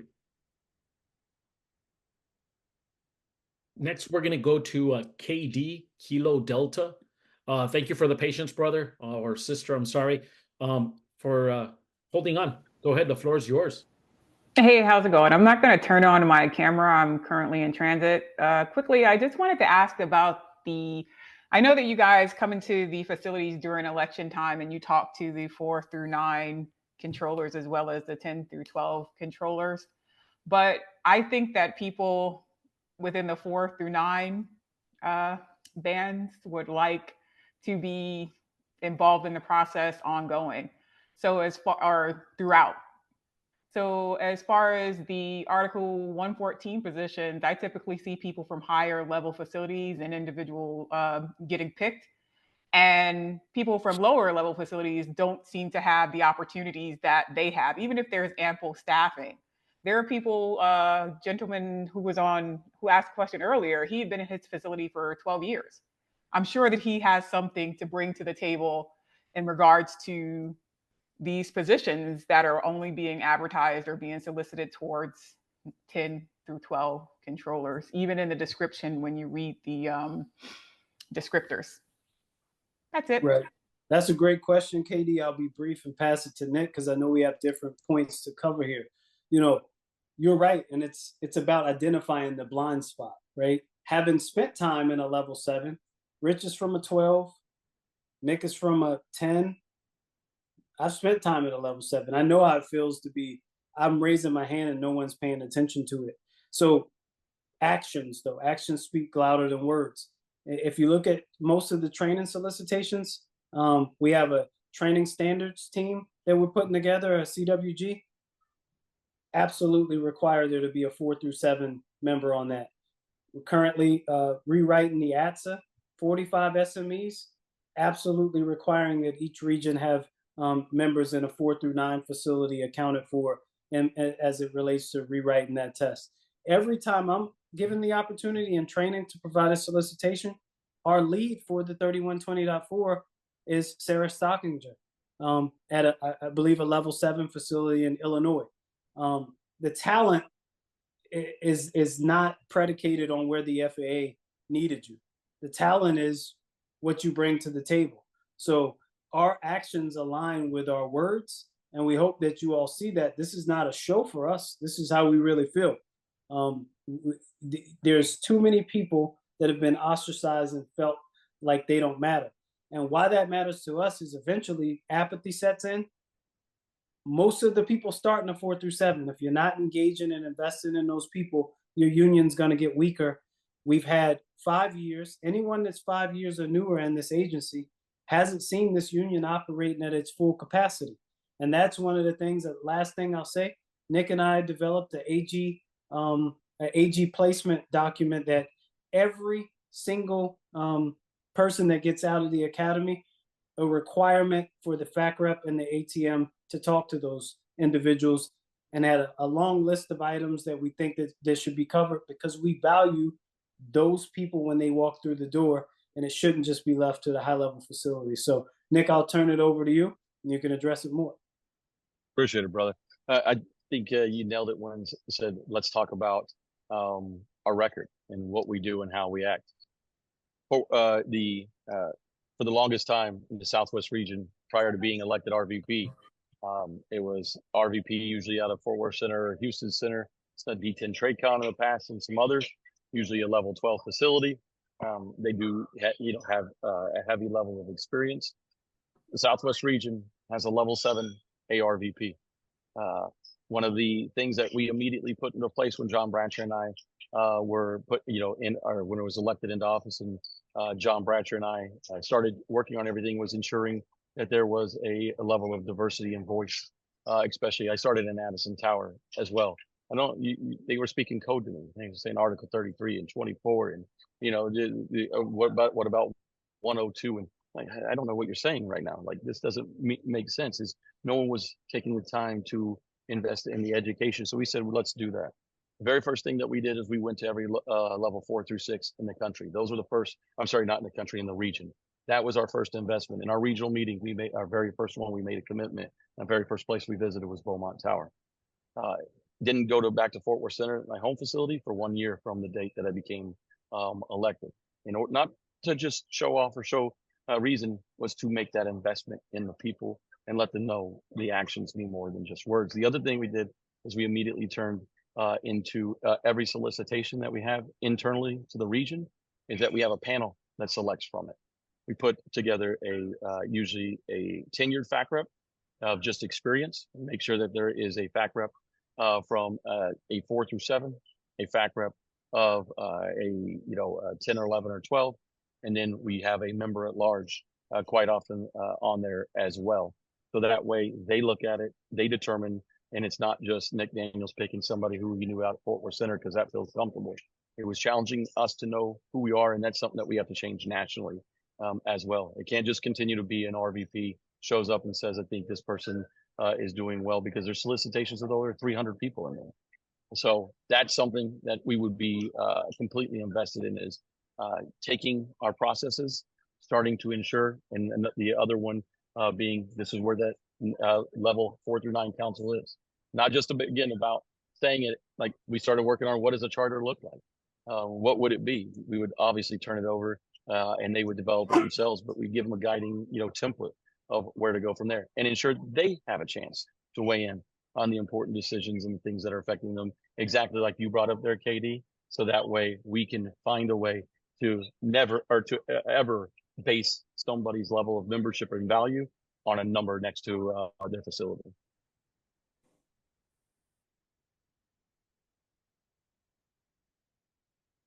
Thank you. I see Josh Burr's hands up. I'm gonna take a couple questions from the chat and then get back to you, Josh, since we just answered one of yours. This is from our brother Chris Adams from Burbank Airport. Jamal, you mentioned that not every controller at 4 through 9 facilities wanted to move to a level 10 through 12. Is there, or could you see implementing a plan where lateral moves or step down moves are more possible? While you said Jamal, I actually think Nick's answer to this is succinct and will address the question. So I'll pass it to Nick, and then I'll say something more if there's more to it. Again, I think we can get back to a world, and we want to go and negotiate a level of changing the employee movement to no longer just be a square peg in a round hole approach. It has to start being more of a targeted move. You saw or some of you saw the numbers that were put on the screen earlier. It's going to come from what is the true health out there. When you just take numbers in big quantities and say, oh, well, the percentage of the health overall is 83%, and you're sitting there like, we're dying in our level 5 up down. Like, we haven't turned out a body and we haven't got somebody in 2 years. That takes somebody investing and engaging in looking at different methods for movement. And again, you can use a targeted approach where somebody coming out of the academy, especially if you want to do what you're saying, is moving to a facility of 7M below, or even throughout the system. We're going to put somebody behind Chris, so that, and when they reach this level of certification, then Chris can go. And he has a 6-month release to another facility. And then the other portion that I speak about it is bringing back a form of swaps and looking at the long term and not just the short term, again, lottery that things have turned out to be. Because when everybody's short, you're figuring out which, Peter you got to rob to pay Paul, right? So when you're trying to make that determination, we have to capitalize on it as well. And there are many opportunities in like type facilities for us to reinstitute the world of swaps, where you let the facility with the higher staffing release first to the lower staffing facility when they achieve a level of and this is what we again proposed to the agency. And then once they achieve a level of certification, the other person has a 6-month release to go to the other one. That can definitely help in our like type facilities around the country. Our towers are up downs. And when we start making moves that make sense, I think it'll make sense to the members as well. Start clearing out some of that backlog of all these moves that sit in the system of, I think, approximately 1,200 right now, which our INSEP team does a phenomenal job of, given the confines of which they're in. We now need to break free of those concepts and engage in a new manner. Yeah, only thing I'd add to that is we talk about often is, doing the INSEP in the inverse sometimes, starting at the lower level facilities as the priorities, so that we can see those moves that are actually desired. We going around to facilities here, people frequently say, I wanted to get back to Chicago, but I thought the right thing for me to do was to go from Pueblo to Midway. But there's another member at my facility that's going to pick O'Hare. They're always going to get to go first. So I had to pick O'Hare. O'Hare's always going to get people. LAX is always going to get people. How do we get people to Santa Ana? How do we get people to Midway? How do we get people to Love? Well, Love, people seem to love to go to Love, but how do we get those opportunities taken care of is to be more creative. And the agency is dying to be led. You have to show them that they can trust you, that you're not attempting to manipulate them, that you're simply attempting to represent our membership while still taking into account the NAS. Thank you. So this next question is from Jason Schumacher from Aurora Tower.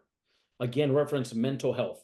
So at the convention, we voted on getting more involved with the FAA being receptive to mental health issues. Along those lines, is it possible, or do you have any idea or plans to get a seat at the table with our national regional flight surgeons, or have union presence in regards to medical standards, holding people accountable, and basically that? Do you think that we'll be able to get our foot in the door when it comes to our medical and mental health issues? It's not. Go ahead, Nick. No, I'll be quick as well then on it. It's not a matter of can we? We have to. The realm in which we've started to break down in after COVID, in building relationships with the I would say the flight surgeons. We have to not only show the actual impacts, but the strain and stress and pressure that the aero surgeons are putting on the system for things that are absolutely insane. If I somehow, fell and broke my arm, and I have to wait 6 months to get a medical back just to turn in one form, and we don't have a level of oversight, it's something our union should engage on in establishing a level of accountability, a level of not just waiting for a grievance, but looking and running after the data. How many people are out right now? How long have they been out? What facilities are they out of? A report, we don't need to know the medical conditions. We just need to know facts and data. So that way we can see where the actual issues are. So it's not a matter of, should we? If we don't, we'll continue to forever be, with outside the room, screaming into an echo chamber. We have to not only force our way into the room, but show that we're a partner there to not just figure out how to, take over, and now the union's in charge. That's what they're scared of. They don't have any, rules that make them bargain with us. We need to show them that we're a partner in this, and that we can provide benefit and gain by being involved and engaged in the discussion, not waiting to find out that they've implemented new policy or changes later on. So I'll turn it over to you from there, Jamal. I would just add that, relationships matter. And I think I read a little more of his question was, we don't have a legal standing into that, and Nick addressed that, but we did collaborate with them a lot during the COVID, which earns and gains trust. We have to build on that relationship. And we've gone a lot of places. We don't have any collaborative rights to the academy placement, but I've been able to wedge myself into that through having a good relationship with my training partners, and they say we need to listen to NACA on this. So don't always worry about what the law says if you are willing to open the door further with collaboration. There are some things that the law absolutely prohibits, but there are lots of permissive subjects, and not to belabor the contract talk too much, but that's why it's important to keep those permissive subjects negotiable, or where you can collaborate them on, because we are able to make gains and successes for the people we represent. Thank you. Next question, Josh Burr. Floor is yours.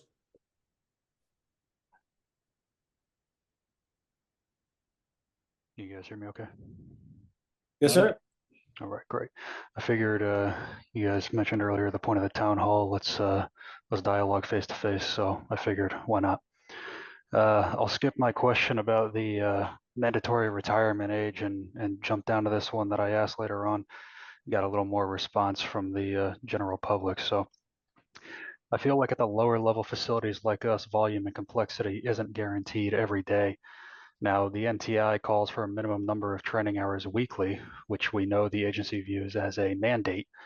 And at our facility, we're having an issue with management accepting our impediments because they're always the same. Lack of traffic, weather, whatever else, which is true. We just don't have the volume to make a training session useful.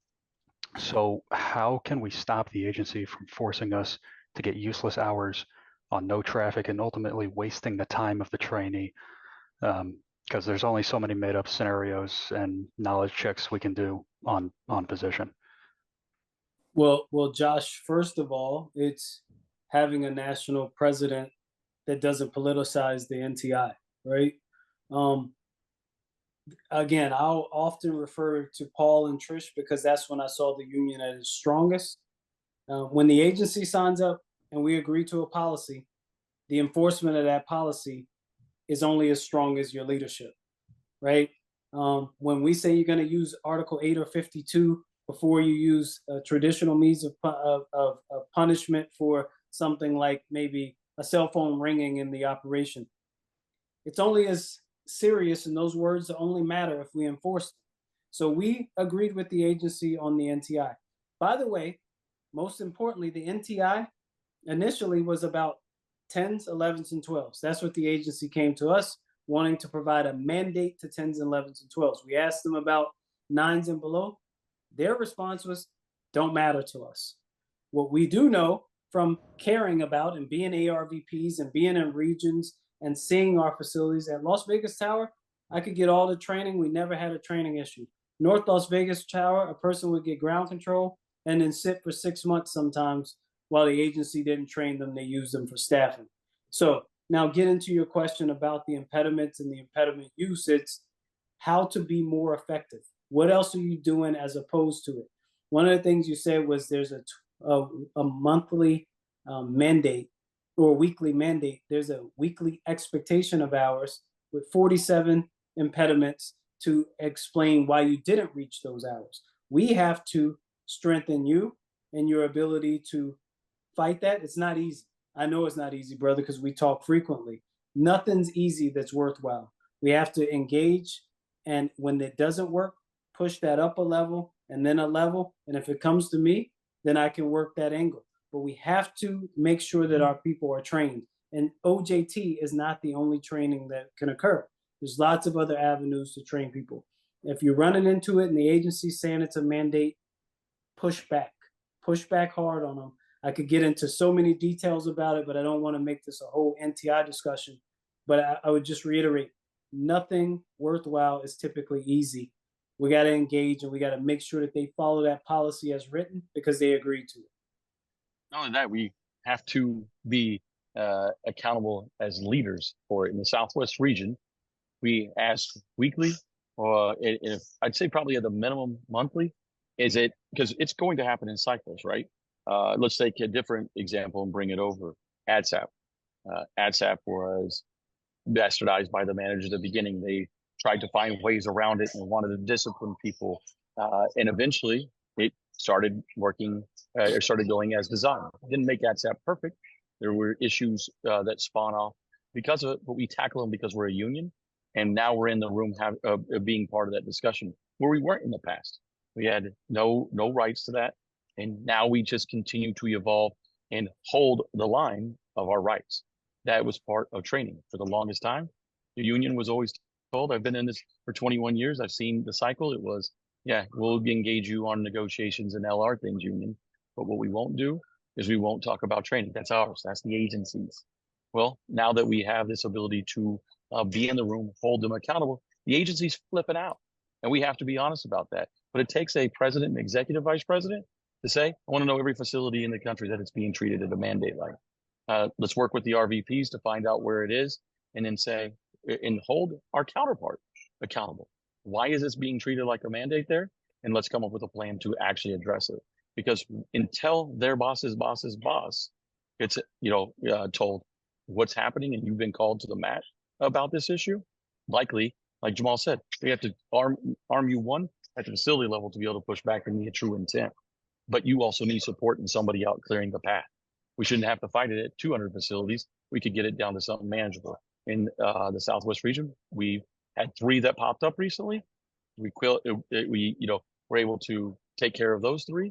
I-90 was one of them. They said now it's going as intended because we made the GM and we had the GM and ARVP go and directly address the ATM, OMs, OSs all on one call and had the GM say, if this is what you're hearing, you're absolutely wrong and this is the way it should be.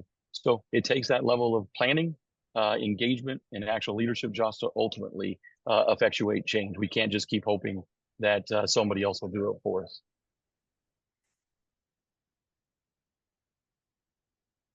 And Josh, I would add that we do recognize the uniqueness of the lower level facilities, that the traffic is inconsistent. That's why those impediments exist. Again, if they're saying you can't, one suggestion I would do, and I would tell all of you on this call, have the trainer send an email after that session to the trainer to say, to the supervisor, I asked to use impediment number 13, lack of traffic. You said no, can you please explain? When we create paper trails and document things, they get away from it's a mandate because they're doing the mandate thing so they can satisfy someone else. We have to push back on them, and not just with our words, but with our actions. Not suggesting anyone be combative. I'm saying that these are ways to create a paper trail, because what they don't want is that to be able to be sent to your ARVP or RVP. They want you to take their word for it and just bellyache. We got to show a little bit of action. And when we're in leadership, we'll have those conversations at the top to ensure that they know it's not a mandate, because they do. When we're at our leadership meetings, they acknowledge it's not a mandate. They say there's no pay increases associated with it. There's no incentives for supervisors to get hours. that it's just being misunderstood.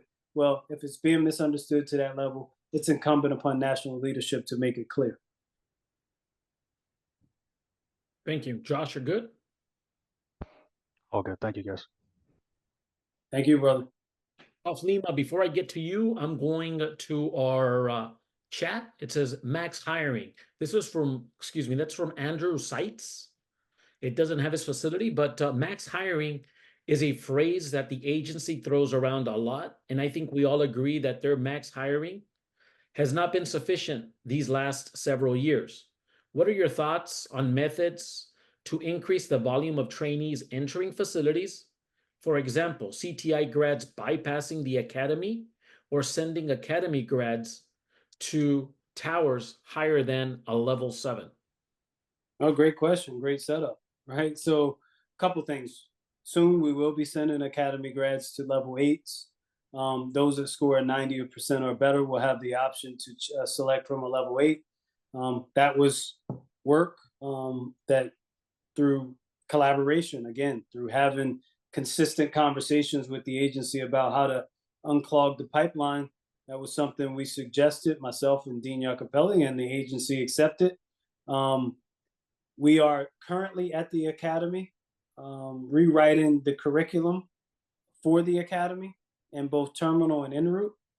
We're rewriting that curriculum to ensure that the knowledge that's passed there lines up with the knowledge that you're going to receive at the facility levels.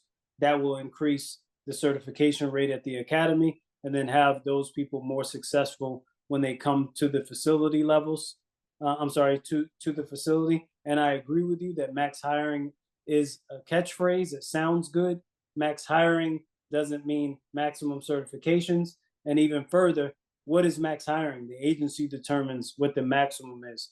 When I started back in 2007, we had 3 shifts at the academy. We had a midnight shift. What's the level of investment and willingness to do that? Can we raise that level to more than that? The enhanced CTI program, again, that's something that I worked with the agency on. We'll continue to work with them.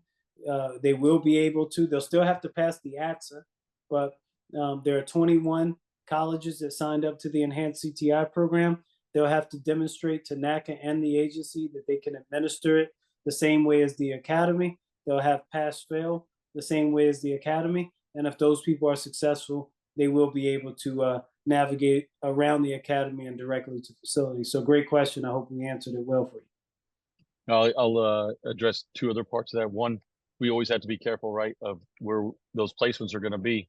We fix our employee movement system and start making moves that make sense. We can backfill behind those with those being hired. We have so many people that want to go to level 8s and 9s, and we have to show you. We need to be able to visually display on our websites and everything else to our membership what the health of the system looks like and what the health of the facilities truly are. That is imperative to making sure we collectively understand this. And I got to also acknowledge that, we've been going for almost 2 hours and over 100 people are still around. I can't thank you enough for your dedication. This shows how important to our, all of you, our union, that we want to be part of these conversations, how much education is sought after and the style they're bringing. It's just I don't know. I literally ran off an airplane, opened the computer to get on time, and it's just, I haven't stopped smiling since. So thank you to all of you for, being a part of this. The other thing is looking at opportunities outside. I've got to throw some love and shout out to our NACA family and flight service. We have an entire group of flight service that a great avenue for people to get hired to. They have a 2152 status. We have track 1, track 2, but there is no gateway for our flight service. 2152 already medically certified, ready to go tomorrow. And we don't have that valve on of getting people in certified at flight service. And then as soon as they gain some, have a little bit of experience, just bringing them over to the air traffic side as well. Just looking at multi-pronged approaches there. And the other thing that Jamal and I would absolutely engage on is continue to push. And we'll have to see what the final language of the bills are. Is they're saying they're going to find ways to engage in having more throughput at the academies.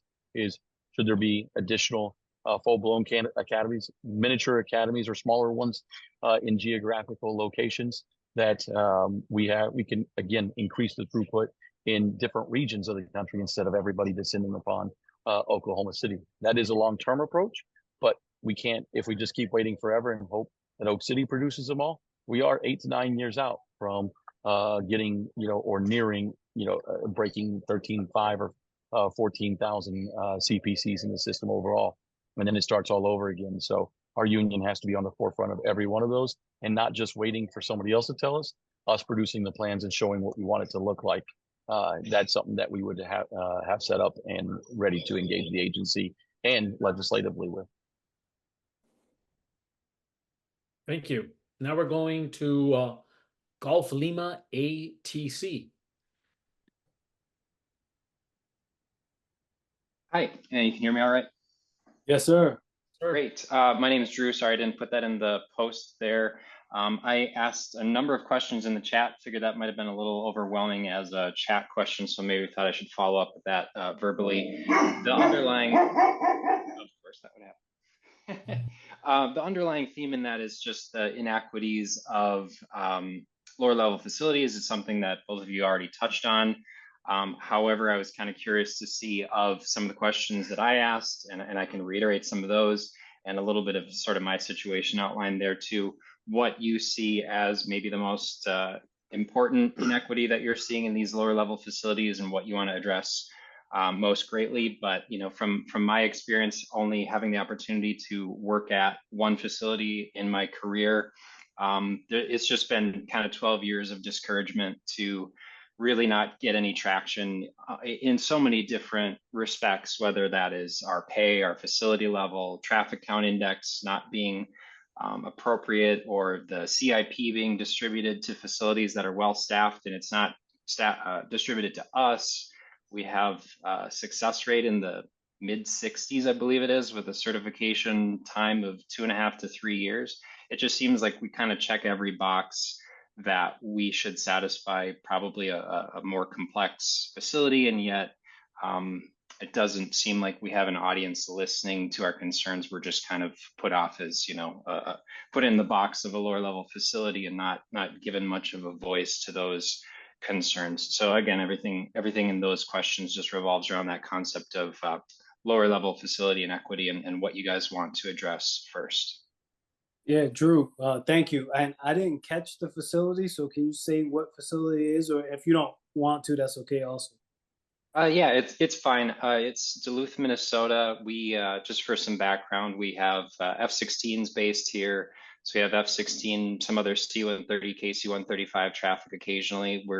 We became a level 6 recently because of very heavy flight school traffic. We do get some bleed over from Grand Forks and southern Minnesota flight schools that come up for cross countries, but most of our traffic that brought us up to a level 6 was local flight schools. We also have Cirrus production, and our inequity, if I was to specifically point to the traffic index that we have simply lost that battle on, is the value placed in who we're working. I mean, I work so much harder on all of the GA aircraft that I work day to day than the regional traffic that I work in. I mean, I'm talking very professional, easy to work with pilots, predictable, everything about working that traffic is so much easier, and yet I get a higher complexity count for an Embraer or a CRJ than I do for working a brand new student and catching all of those errors. So it points to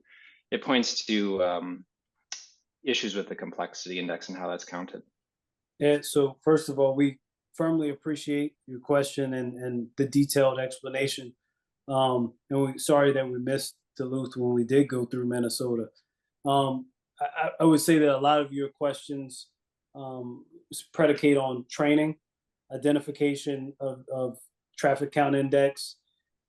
A lot of it, like I mentioned before, if Class Delta was to actually get accounted for, that would go a long way toward getting that facility, or many of our facilities across the NAS, identified for the work that they do. Working at Tamiami, I could tell you most days I had to develop a problem. It was harder than Las Vegas Tower some days. Now, ground control at Las Vegas Tower, extremely complicated. Local is a little bit different. Local in a VFR tower is extremely complicated and deserves to be identified and accounted for. That's something that we can move.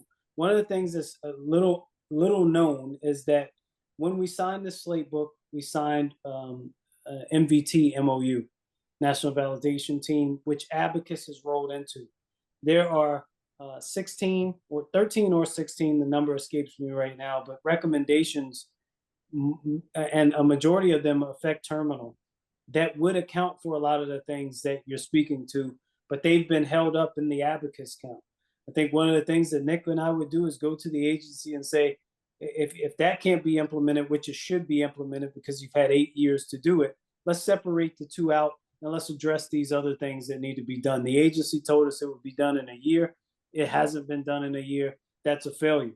And again, we don't want to point fingers over and over, but you got to look at who's in charge of those things right now. Rich was, Mick is now. So looking under all the rocks to find ways to take care of and validate our controller's existence is what we have to do. Last I'll say is I'm almost positive that you don't have a simulator at your facility. Actually, we just received one recently, and unfortunately, most of the upgrades or incentives that we've received, we got a D-Bright in the tower cab recently for local. I should say we're an up-down for those who are not familiar. Right. Those have mostly been in response to accidents, fatal accidents. So yeah, we've seen firsthand how that works. We've been begging for that D-Bright, for example, for years. It was in our facility for, I believe, 6 or 8 months down in the tech ops department, and they didn't have the funds to run the optical cables or some detail that I'm not familiar with, but it physically was in the building, and we didn't have it installed until a fatal accident, you know. So just to your point about that, I guess we do have a simulator, and our training department has excelled, I guess, with some improvements to the facility, but some of those other topics that I brought up still seem like inequities, and I think the agency cannot take credit for the work that we've done on the training side to improve our training. We've taken the ownership ourselves. The only thing that they can take credit for is getting us that extra body, getting us that trainer, you know, having them hired. But the rest of it kind of falls on us, I think. Yeah, so we got to get your training time there down, brother, and support you so that you can. I assume you want to leave Duluth at some point. It sounds like what I'm hearing, or have your traffic count accounted for properly. And both those things can be done if you have the right people. You know, implementing it doesn't mean Nick and I will be the only two involved in that process, but looking at those blind spots and removing them is something that we really want to do. I think another part of our strength is, again, looking in. This is stuff that we've done on our own with our team, and we have a very talented INSEP team that's out there, is utilizing them. And it's the number one thing for me. I mean, I know there's a million.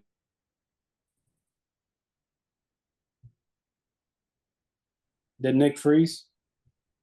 Nick unfortunately did freeze. He's operating from airport, so. Yeah, so I'll explain the chart. This was put together by someone on our team, and it's just showing where they're coming and where they're going. Our 4 through 7 towers clearly do move a large percentage of the people that we have there, right? The up downs, not so much. 770 people, only 37% of the 4 through 7s that have moved have come from an up down. The up downs are disparately treated in the INSEP process and in all of our systems because we're not putting enough effort into training and streamlining and staffing them well enough to identify that a body is just not a body. They're going to need more bodies because it takes longer to train. If it takes longer to train, you need more people there so that when the certifications occur, we can actually utilize the INSEP system. So I want to make it very clear that we are collecting data, taking it in. We take it from you all. We have experts out in the field. We're not the only experts. In fact, we couldn't cover it all by ourselves. We have people on our team like Nicole Sarunas, who does an excellent job, Travis Slumpberger, These people understand the incept and employee movement to a degree that quite possibly myself and Nick don't. But that's what it's about, is leaning on experts and making sure that we give them an opportunity to shine. So, brother, we appreciate all your questions. And if you have ideas, we could take some of those offline. And that goes for everyone on here. We're not turning down any ideas on how to improve our system and how we represent. Yeah. Thanks for answering the question. I guess I would just follow it up with, I'm kind of curious to see what you think. Again, your sort of bottom line foundational answer would be to sort of finding that equality between higher level and lower level facilities, given the fact that there might not be the same level of attention given to lower level facilities.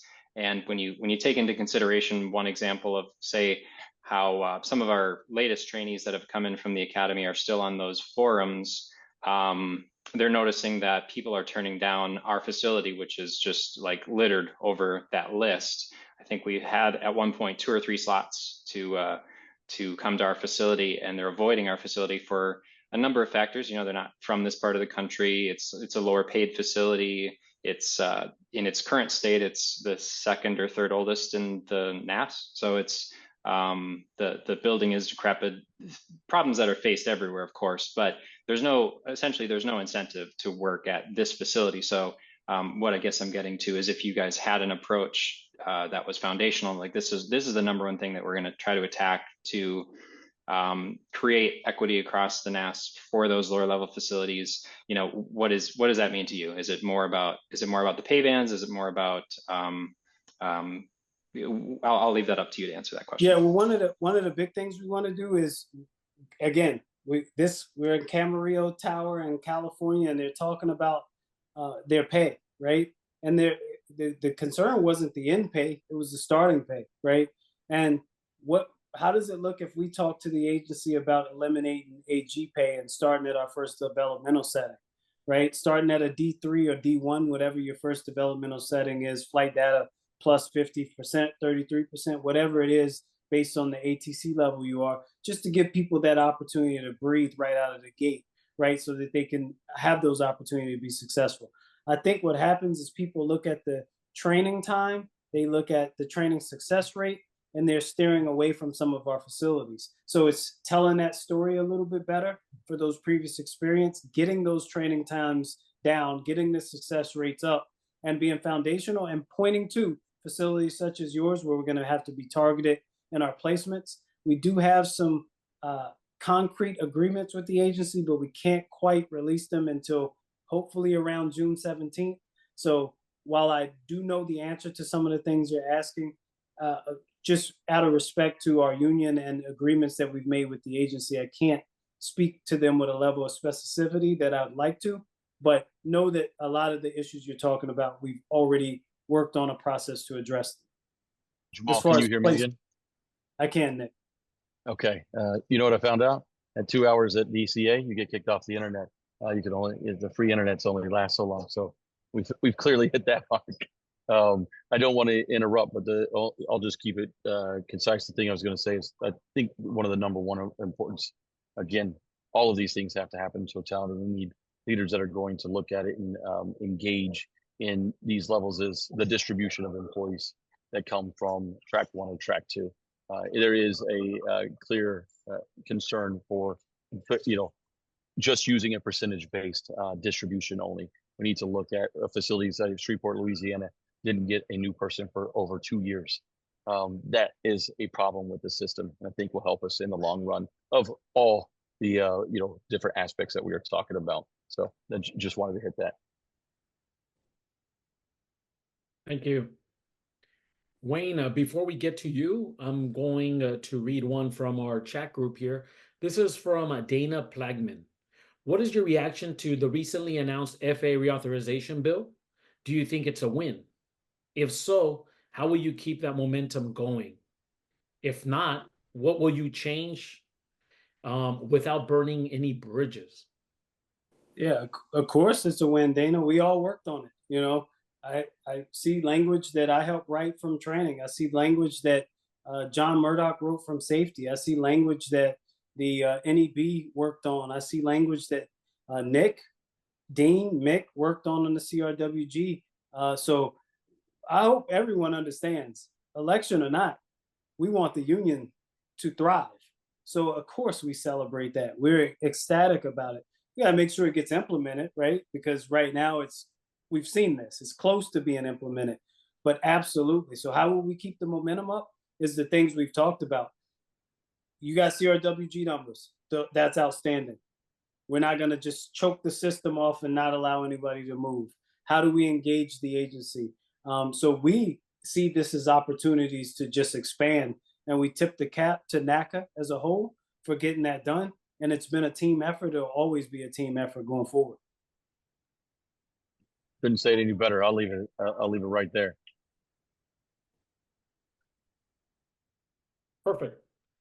On that note, we're going to go to Wayne Young.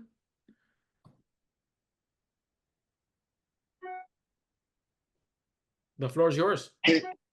What's going on, gentlemen? How you guys doing? What up, Wayne? What's going on? Wayne, RHV, San Jose, California. Appreciate you guys opening the space up for us. I had a couple quick questions. It's kind of a bifold question. I'll just roll them together. At my facility, we've seen a lot of people who, or I guess a facility as a whole, we've gotten to the point where we're at about 84%, close to the 85% number, so we can release someone through NCEPT. And each time we've had either someone quit or a supervisor receive a waiver. So I wanted to know if there was anything in the works, or if it was even on the radar about, waivers for supervisors when, we're short-staffed. I guess you can answer that one first. I'll go to the next one afterwards. Let's make sure that we're saying the same thing, Wayne, and thanks for being here, brother, and jumping on camera as well. When you say waivers, you mean deviations? They deviated the bargaining unit. You couldn't release, and they took a supervisor instead. Exactly. So, that is something that we have to ensure that we've done I would say, a decent job of fighting. We've pushed on the agency, but what we're not doing is educating people on one, what do our actual NCEPT SOP and the release policy state. A lot of times these are happening without these deviations are occurring without us pushing back, or they're occurring illegally. We saw in San Antonio, Texas, because of the outstanding rep that's there, Adam Regal, he reached out and they were trying to take 3 supervisors the second they went green. I know that's not a deviation, but after they take 1, they could only lose 1 before they were red again. They should have had to do deviations. And that's happening across, many of our facilities, especially the level 9s and belows, because when they go green, they're trying to pummel them for supervisors. And we have to go on a very heavy education blitz. And that would be something that we would do and bring in our leadership style is a level of expectation, building with the RVPs, a briefing schedule and cycle saying over the next month before we meet again, you work with your ARVPs and other leaders of your region to go and talk about this. And deviations would be number 1 in how they should or should not be done and what goes on. And the second thing is you have to have data. When I got on the NEB 2.5 years ago, deviations were one of the number 1 things for Albuquerque Center in the Southwest region. It is the number 1 most deviated facility in the country. They were screaming about it. We were seeing, like you said, at facilities, they were picking them off left and right, and we didn't even know about it, or usually finding out after the fact. Is even though that information was being sent across, I asked, where's all this information at for our union? And Rich replied, well, we get it every month. I mean, make good database arguments. You can't just tell people to be good database arguments when you don't have the data. So we in the Southwest region took it upon us to put an entire list, and we've been compiling it by FOIAing the agency. We have every deviation as of a month ago, every deviation in the country that has happened over the last 8 years. And now we'll be able to bring better facts to the table. We're able to have, actual discussions with the agency where they don't just get to act like every day's Groundhog Day, erase the chart, and then, like you said, coming up to an NCEPT, say, well, sorry about your luck. We need to be able to show how many people your facility has lost through NCEPT. We need to be able to show how many people that the agency has deviated and make it make sense. When it makes sense, it's saying, listen, okay, we know we need a supervisor. If we have 0 out of 4, we need to make it make sense. But that means we should be able to release again or come up with a plan. And it's part of that we want to empower all of you to be able to do, is have the data, clear the road and say, these are the types of discussions we want to have. Ultimately, we know there's going to be supervisors, but just playing for, from behind every month isn't a leadership style of Jamal and I's. And I think we've been taken advantage of because of it. And now we're going to put efforts for it. And that's the style of NAB that we lead. And I would say, only add this, Wayne, is it takes all of us. So your very own ARVP, Nate Pear, was banging the drum, put together a very detailed process of how deviations were affecting a place like ZLA. The same has to be done for our lower level facilities. I know that you've had some FAC reps turn into supervisors out of that building over the years, and that's something that the agency plucking us off, trying to work around without us knowing. It's being comprehensive and having a plan to address those things. Those who put in their time, bargaining unit employees doing bargaining unit work, need the opportunity to move, and we're here to make sure that that happens and that everyone understands the process and adheres to the process. I appreciate that. That definitely answers my question. The next part to my question is, we have a lot of people who also quit at our facility, and it kind of happens a lot in the Bay Area. And I've been to a few different facilities, ZOA and the other Bay Towers. And one of the biggest reasons why people don't want to stay in this area is the cost of living, where, at my facility just alone, everyone says, I would stay here if it, didn't cost so much, or if we got more as far as locality was concerned. So I was just curious if there was anything that you guys think could be done for the Bay Area specifically. I know there's some other areas in the country, but the Bay Area is extremely expensive.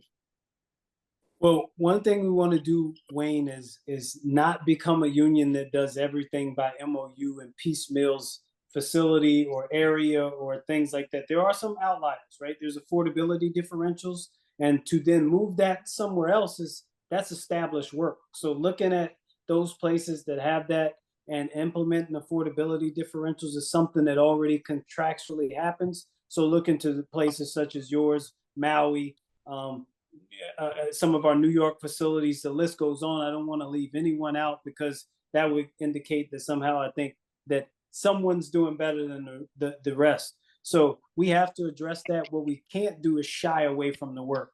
There's work that has to be done about those things. I know that Stuart brings it up all the time. Palo Alto, very similarly situated to you all. How are we going to keep the people there? That's part of doing a better job of telling our story. The common person in the US thinks of an air traffic controller and they think of San Francisco Tower, LAX, Las Vegas. We got to make sure they think of all of us. And I believe that the American public wants to see their air traffic controllers well compensated so that they're not stressed. So when they're at work, they're thinking about work, not about how to pay bills. We have to be our own media. Comprehensively, we have to tell the story so we don't have to piecemeal it. So I hope that answers your question. I'm not trying to dodge it. There is no direct answer as to how to do it there other than the affordability differential if it applies. But in general, we gotta increase pay for all of our members. And one of the beauties of getting out and talking to the membership is hearing what's going on elsewhere and leaning on experience. New Orleans Lakefront, a gentleman that just got out of the DOD, came into the FAA, talked about special salary rates, SSRs, and about what the DOD is doing and how they're engaging on that. That we have to be able to be out there having those discussions, and it takes leaders being in the field and wanting to engage with their membership instead of sitting behind a camera just releasing a video every once in a while and trying to divide or poke fun at somebody else. Like, these are the conversations that have to happen, because hearing from him that the DOD increased their SSRs could be huge in looking at it, because Jamal's mentioned it many times about there should be a pay for just being an air traffic controller, an increase overall, in looking at that. And we need to engage legislatively and honestly, work on engaging in the worlds of locality and moving, not just from a locality-based system alone of how we get paid. We need to capitalize on a negotiation, and to, I guess, bring this full circle for those who weren't here earlier, because there's still 90 people, is dispelling the rumor that Jamal and I just want to extend the contract only and not engage in bargaining. These are the types of opportunities that we can seek something for everyone, because, as you said, it is extremely difficult. We've seen it with our own eyes of not only just where the cost of living out there, how far you're having to commute on top of it. All of those things should be considered when we go into a term negotiation and finding ways to ensure that you're compensated, that you have a livable wage, and that you're not out there just barely going by. And I think Jamal mentioned earlier, and I'll mention it one more time in case somebody joined, is a huge step in that. We'll be going right out of the bat and attacking, getting rid of the AG pay band and going straight to your D1, D2, or D3 status when you show up at a facility. So you do have a chance to have a higher potential for earning and start building some level of cash or reserve, because most of people are coming in with student debt, some level or form of not building up on life savings. Those things should be taken into account too in across the entire U.S., not just the high price of living.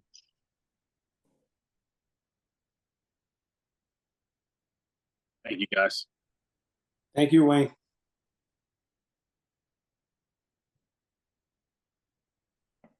Stuart, before we get to you, we're going to take a question from the chat group.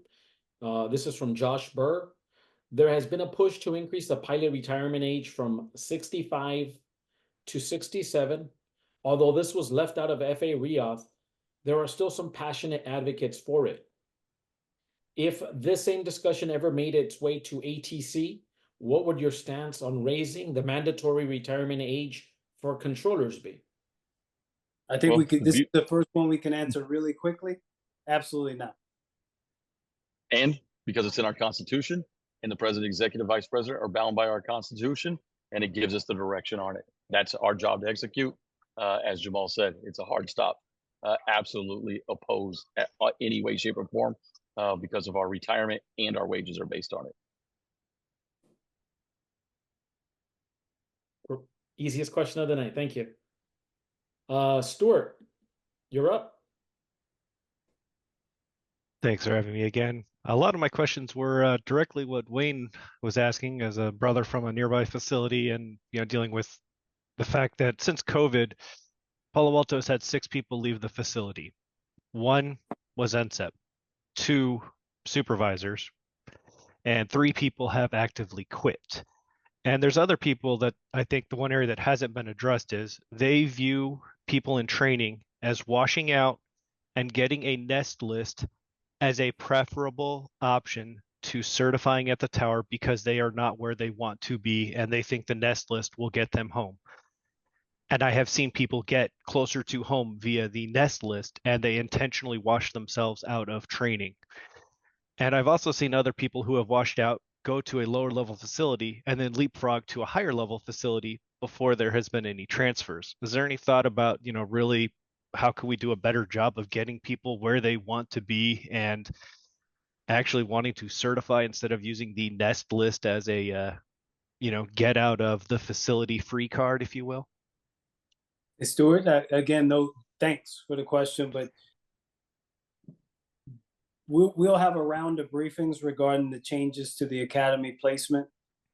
Those things will be addressed in hopefully June 17th, but prior to June 17th, what's happening right now is the agency is, we've already agreed to some changes to the placement process, but the agency is aligning the computers to make sure that it's automated because they're definitely afraid of making a mistake if they did it manually. But yes, getting people to where they want to be so that they don't play games with the nest process. We want to protect the nest process because it does give people an opportunity to get someplace that they might more likely be successful if they start at a place that's above their skill level potentially, but we don't want it to be a game that's utilized that way. We all crawl before we walk. We'll continue to adapt and adjust to the things that are going on, but we don't want to take non-union positions and do things like get rid of the nest or punish the entirety of our system because a few people manipulate systems. So I hope that answers your question. And for all, it will be very specific to you all. We'll make sure that every facility is briefed on the changes that will be coming to the academy placement. It particularly affects our level 4 through 8 facilities and then those en routes.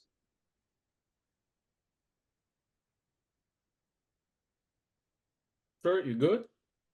Yeah, a lot of the other issues were addressed with the same questions and concerns, Wayne. So thank you for your time. And I know we did speak about it when you visited, Jamal, and always appreciate the personal attention given to the facilities. Thank you, brother. Thank you, Stuart. The next question is from our sister Sharon Williams from San Diego Lindbergh. How many times under Article 107 can the contract be proposed for negotiation or reopening? Well, the duration is set, and then the contract, either party, within 180 days or 150 days, depending on the nuance to it, to the expiration of that, has to either ask for an extension or declare unilaterally at that point that they're open and that they would like to see the CBA open for negotiations. I'll be very clear that the Red Book was extended, the Green Book was extended, the Slate Book has been extended one time. Extensions aren't necessarily new. All of our CBAs that we've had in our time, thank goodness, other than the White Book, have been extended. So I think the question is along the line of how we could do that, but the duration is spelled out in Article 106 of the CBA. And if Sharon has more, we can speak to that with more granularity. We'll say it because we'll just keep putting it on a loop. Like, there is no desire for us to extend a contract. We need to ensure that we negotiate a contract and that we have the ability to negotiate a contract where our rights aren't stripped away from us. And if executive orders are implemented, that would strip those rights, that we are protected from it, and that we engage in some other form of discussion that's not just open a contract because of what we know in the past. You can enter midterm negotiations on all of the things that we've discussed tonight. And the agency has been very adamant, has explained to us that they too want to negotiate. So I know narratives are being woven, spun in the anonymous forum land to try to build some level of campaign rhetoric. You have to show the entire story. When a president brings you and says, the administrator wants to extend, I need to give him an answer. What do I do? And then we talk about the strategies to go within. It shouldn't be a scary thing to talk about. It should be a moment that we get out and educate our members of how we're going to find new opportunities to engage and protect the collective rights overall. And yes, we will find our ways to negotiate executive orders or not, and make a strategy to either eliminate those executive orders or a different strategy to negotiate in its totality. Best case scenario, you don't need any of that, and you're negotiating in 2026, and then all of the rhetoric can go away. Thank you. Daniel, Austin, before I get to you, we're going to take one more question from our chat. This is from Carpino's iPhone. What is the plan, or is there even a plan, to address facility definitions in the next contract? CMH Columbus was a level 9 up-down facility acquired Dayton Approach in 2011. There is no combined TRACON with a tower in the contract facility definitions, so we are considered simple up-down facility, and we acquired a whole approach control, and then got downgraded to a level 8. The FAA has been exploiting us since 2011, and I would like our facility to be recognized and accommodated for the work we actually do. I had the opportunity to go out and visit Columbus, and thank you, brother, for the question and what you all were able to bring forward and explain and take the time to invest in myself and Jamal is paramount, because I've looked at approach controls entirely different since I've gone and visited them since that day in our up downs. Anyone with the radars has started looking at, as Jamal said, the complexities different. When you have a facility that in several places and not just Columbus, where the tower is somehow dragging down your radar count, and getting rid of the tower would either keep you at the same level or possibly upgrade you, means the system is broken in our world of complexity. Complexity must be addressed. If we get in, is having the chance to do it even in advance of term negotiations. That may be the ultimate, where the rubber meets the road. But you're absolutely right. There is approach controls working 47, 70 satellite airports. The complexities are through the roof that didn't used to be there as the advancements has gone on in the national airspace system. Yet Abacus hasn't produced. And who's been in charge of that, right? And who's been responsible for that? It's been Rich and Mick that have had those in the past, haven't seen to fruition. Not saying that our Abacus team isn't doing a great job in working that product, but we have to push the agency on it. And if it's going to continue taking as long as it says, then we should have engaged earlier in a short interim, some level of a stopgap in ways to make sure that these complexities are addressed and not just continue to be as so many facilities paid inappropriately and the true complexities not addressed overall. So that is something that Jamal and I want to work with all of our approach controls and our, well, not just approach control standalone, but our up downs to ensure how do we capture the appropriate level of complexity that's going on when you're servicing so many facilities and so many other areas that those towers are even busier and bring more complex operations than the very one that you drive into each and every day. Yeah, Nick, Jacksonville was very similar when we went there, and having had the education from Philip, we were able to have a more detailed and understanding conversation with our brothers at Jacksonville. So we're learning from you all as we go. I hope you can see you get detailed answers from us. You get, sometimes we don't know. You get, we'll look more into it. You get, we'll rely on other experts. But what you don't get is a script, and we're not going to hide from you. Thank you. Austin or Daniel Austin, we're going to you. Floor is yours. Okay, good evening, fellas. I am wondering, I don't know if this question was asked yet or not, but if both of you are successful in your campaigns, and or if even one of you is successful, could you guys make some type of commitment to doing these type of Zoom meetings with us, maybe quarterly or twice a year, so that way you're hearing from everyone instead of just getting the emails and things like that that NAC is always sending out? Do you think you can commit to doing Zoom meetings with everyone? Absolutely. This is I was about to say, this is an easy one. That is our style. That's what we're bringing forward. Is our union has to be connected again. It's going to happen through educations, discussions, some comfortable, some uncomfortable. But when we start realizing, and the leaders set the tone and the example, that we need to figure out and work together of how to move our union forward. Not that we're opposed to one another, not that we're against each other from a level 9 or below facility. That our issues are, we just need to find the commonalities, choose a path, attack it. And then one of the things we say in the Southwest region always, we'll swing and miss, or we'll swing and hit a home run. Either way, we're going to swing. And this is one of those, is getting in here, swinging, having the conversations, and ultimately, us not only being here, but being in the field with each and every one of you. As I said earlier, Jamal and I are committed. In our first term, one of us will step in all 313 FAA facilities.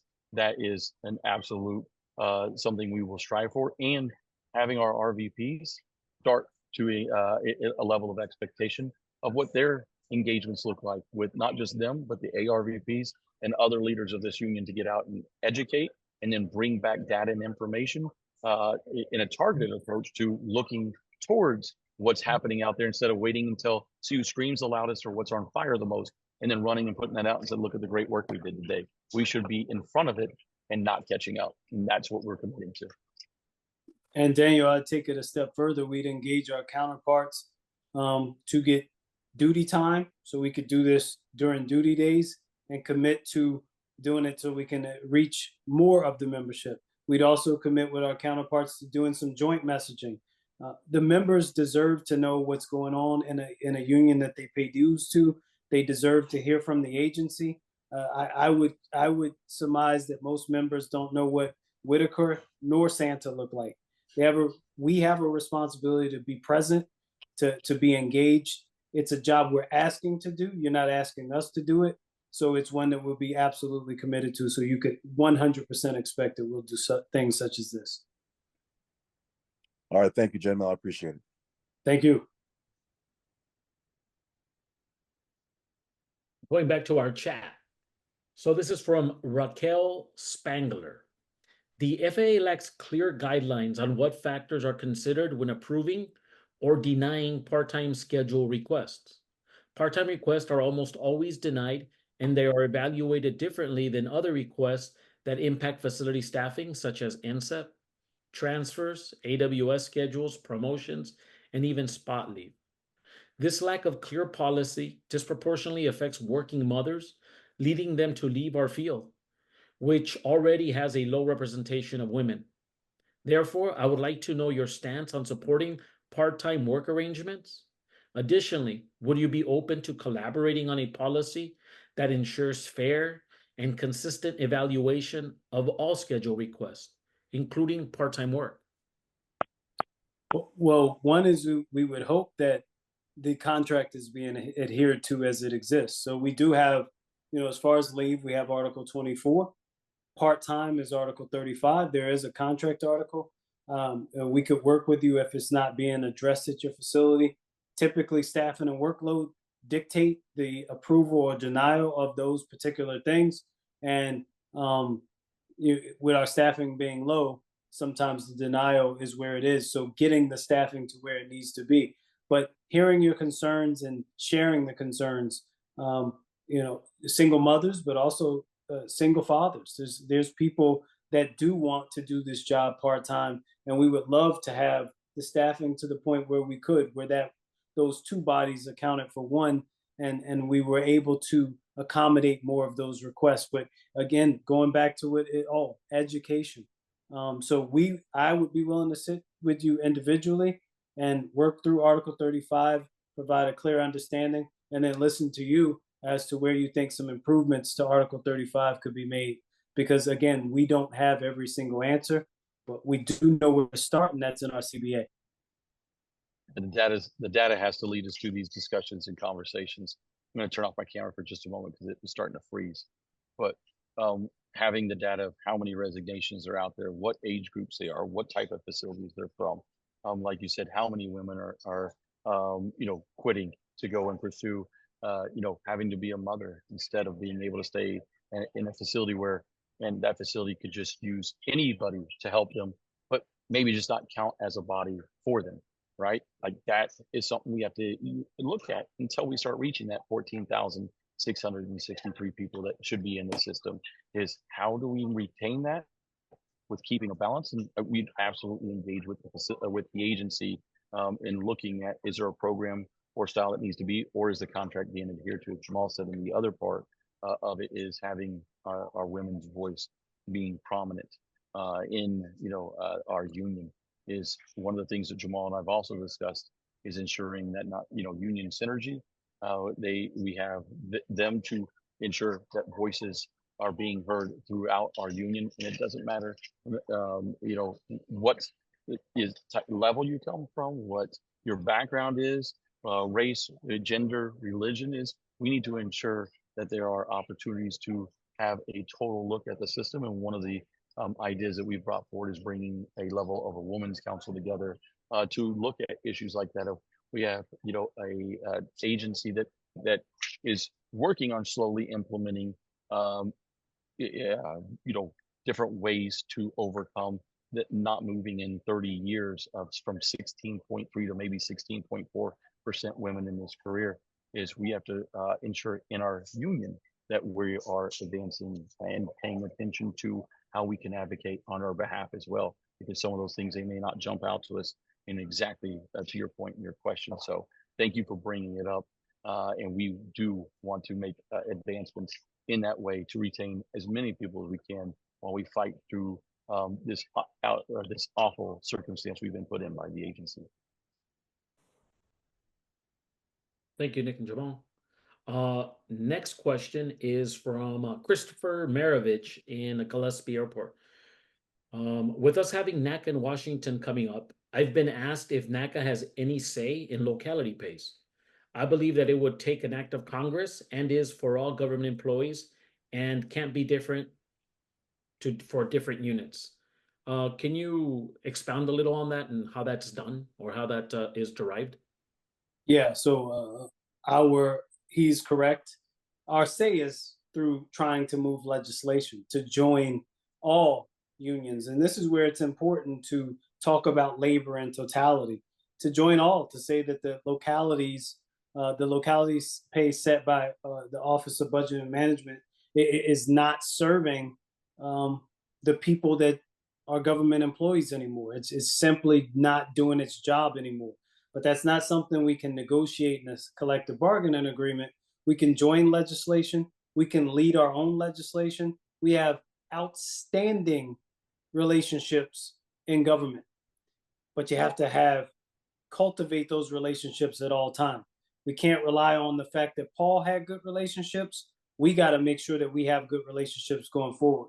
We have to be honest and forthcoming. We have to have integrity. We have to be the people that they can rely on, and the rest of labor will rally behind us because they know NACA can get things done. That goes to a little bit, and I'll be real short, always being committed to our PAC, making sure that we are the leaders of that as it relates to government labor unions.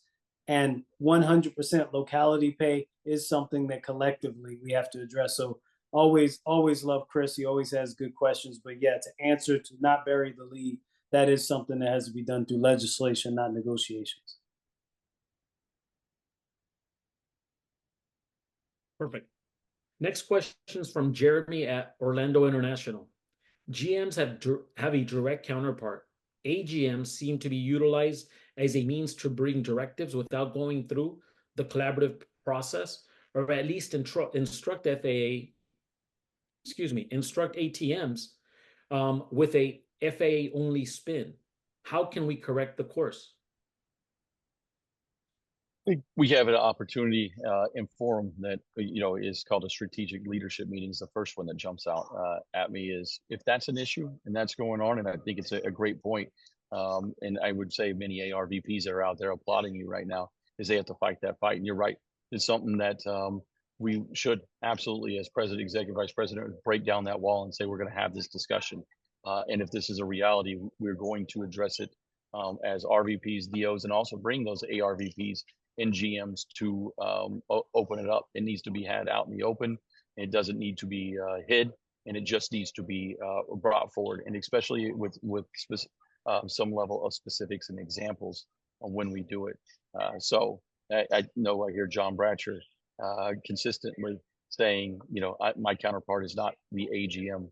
Well, while it's not the AGM, we need to hold the GM accountable for what the AGM is doing. And that's also engaging the fact reps and letting them know if the ATM is saying, well, the AGM said so, we need to go in and immediately engage the GM and said, how did that get out without us having a discussion first? Because that's actually a failure in our collective bargaining agreement in collaboration.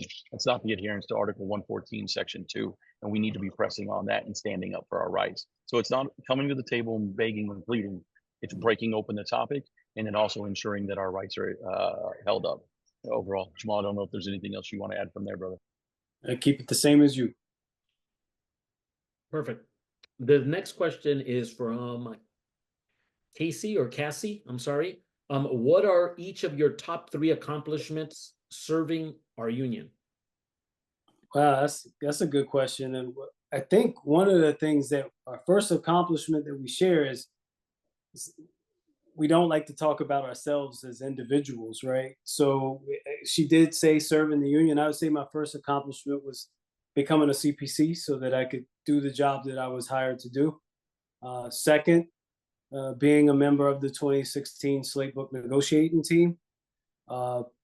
Third, the national training rep, because I know without equivocation that we've expanded our rights beyond where they were, been able to really put more of an emphasis on terminal.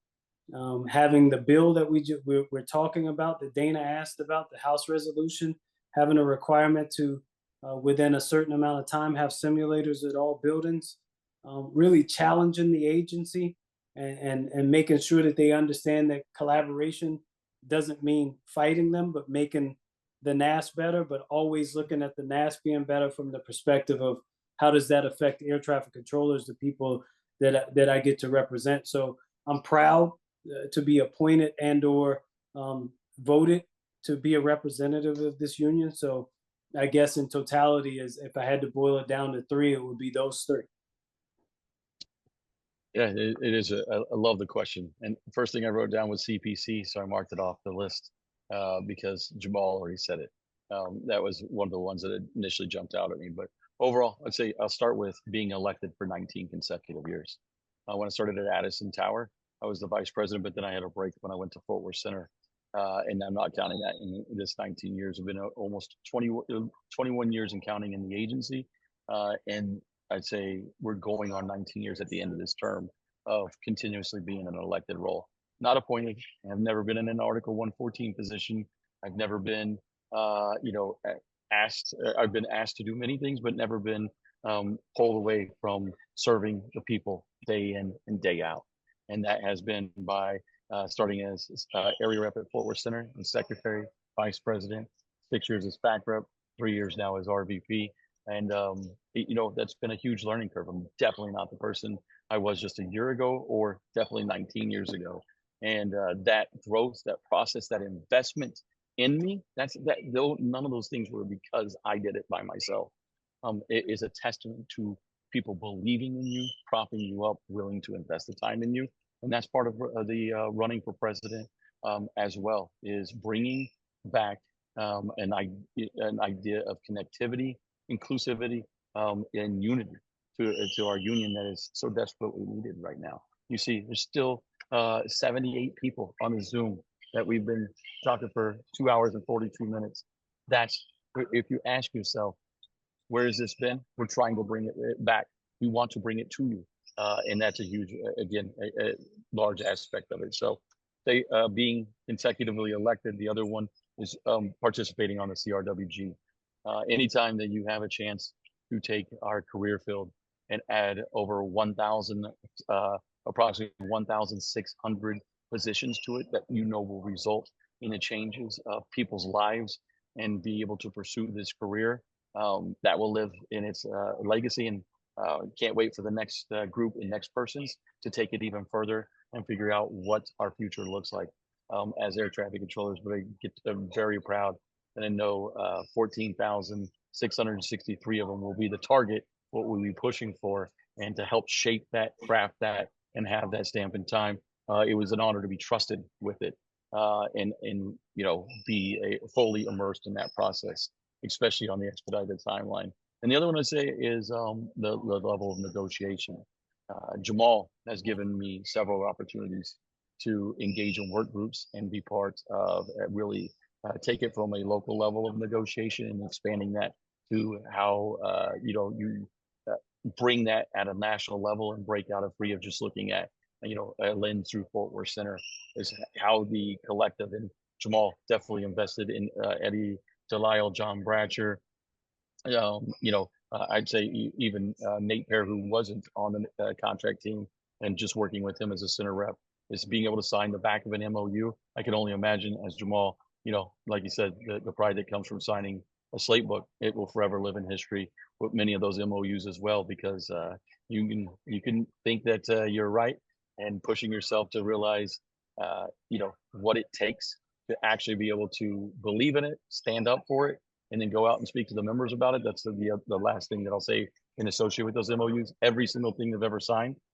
stood up and explained, and whether it was at Fort Worth Center or nationally, we've had some level of briefing about it. Jamal and I have engaged the entire membership, and we've briefed it out. And that's one of the things that you'll get with us, is not just signing an MOU and it gets filed on the NACA website, is having people stand up and tell you why we did it, what it was about, and how we move the ball forward for the union, how it will help us in the future. Awesome. So we're down to our last few questions. This is a three-parter though. So this is from iPhone 24. Jamal, what's your standing on every CPC becoming a trainer regarding the FAC rep recommendations? Many facilities need OJTI, but rep and managers won't allow certain individuals to become OJTI. We are going to need as many buddies to train the new workforce generation who are coming into the agency. Again, I think we have to hold the agency accountable to the CBA. If someone's denied, we have panels.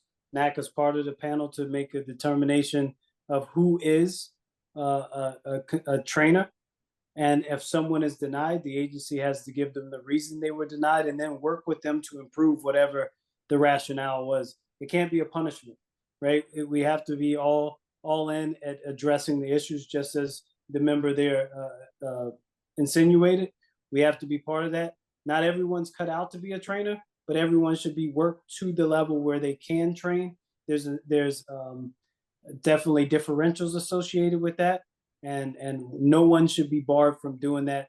But if someone's lacking in the ability, the agency and I would say the union needs to work to get that person to the skill level that they could do it. So look at Article 67 and 68. They both cover training in some capacity.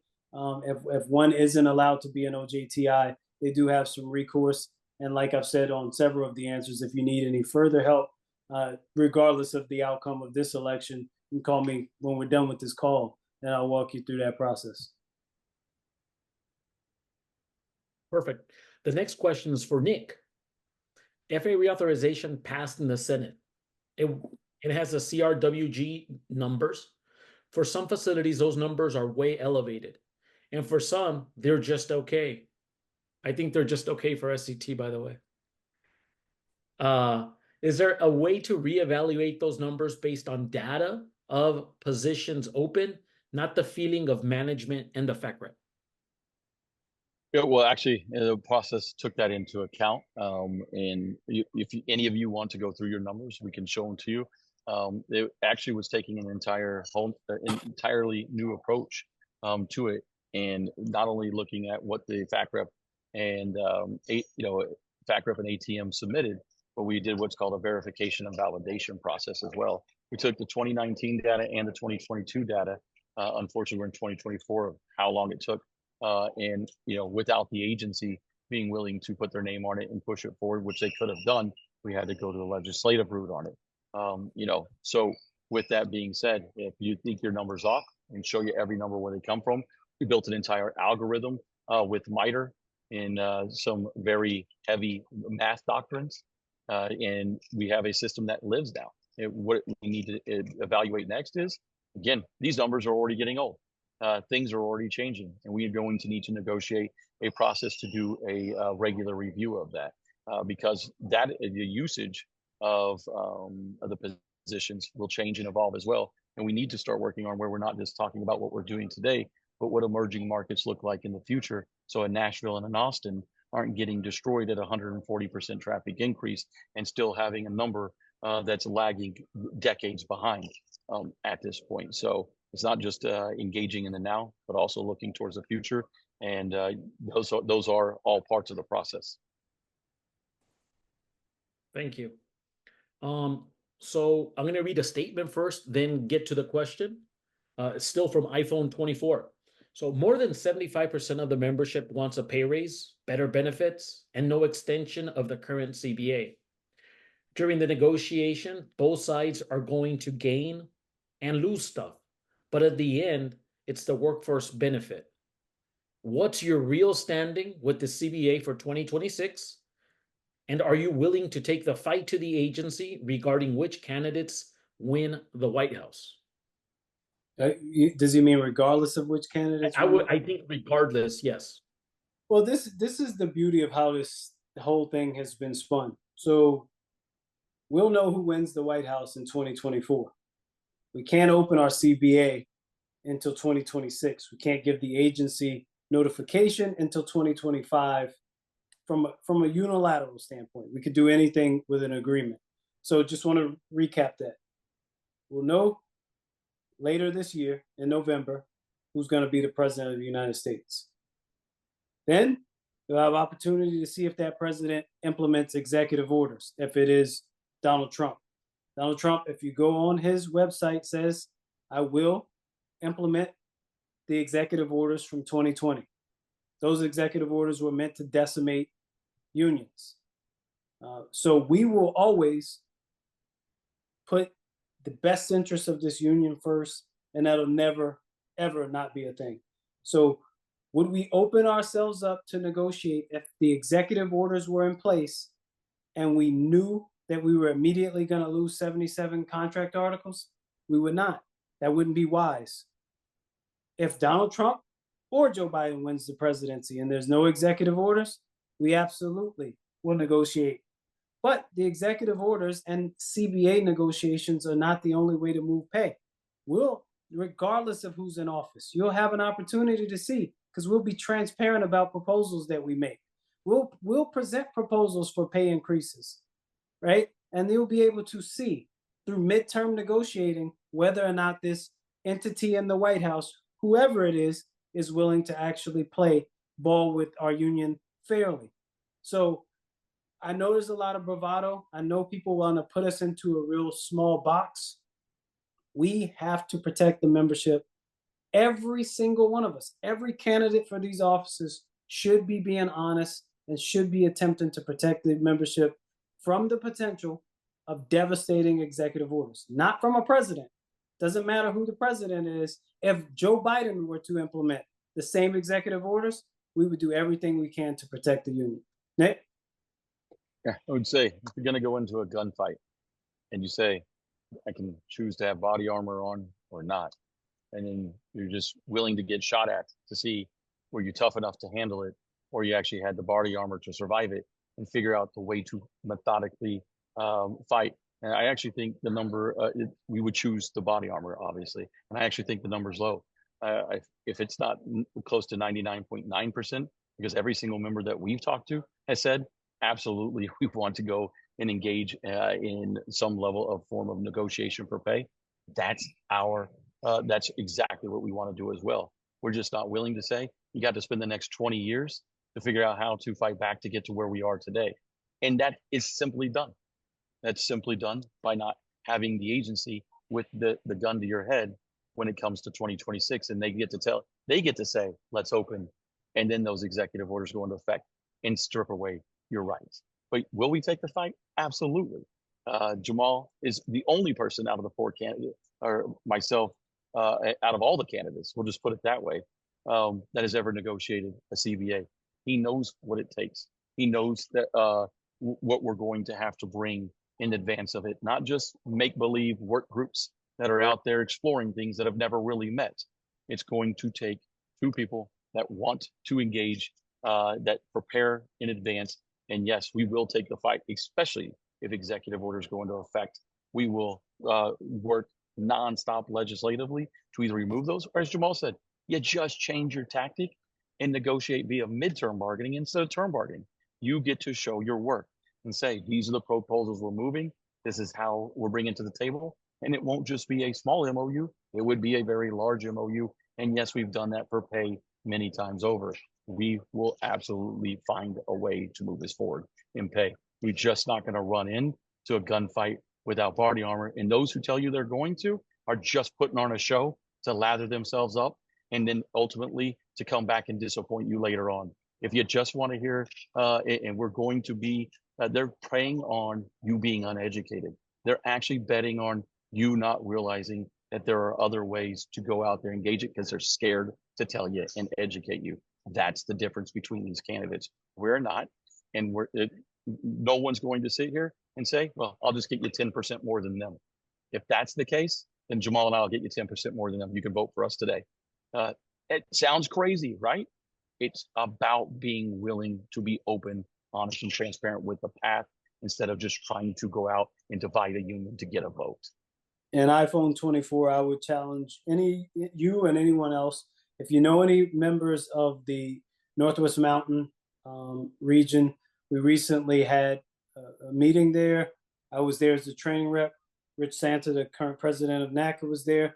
When asked, would he open the CBA if executive orders were in place? He said 3 times, no, he would not open the CBA if executive orders were in place, and wanted it to be very crystal clear. This isn't a game. You can't represent people and while you're campaigning be willing to be dishonest with them. The truth of the matter is we absolutely want to see our pay increased. There's no reason for anyone to believe anything otherwise.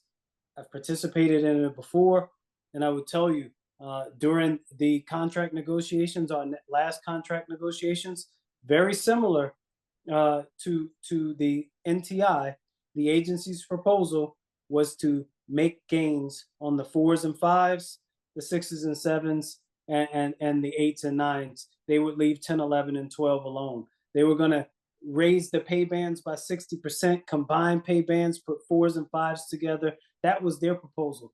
And that was during an Obama administration. So this thought that somehow we would have executive orders in place and then an administration that is open to gigantic pay raises is just not true. The way you get your annual leave, the way you bid your schedule, the way you dress, the ability to leave a facility, your ADSAT protections, all those things would be gone if we open the CBA and executive orders are in place.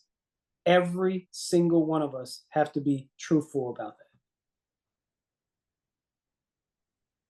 Thank you. So that's the last of the questions. There is one comment in the name of transparency, which I know both of you do believe in. KD, he mentioned, we talked about to him about the N90 situation. He says N90 absolutely got the forced move letters today. I feel like you guys should know this. They are on Reddit from members of N90. So I just wanted to throw that out there.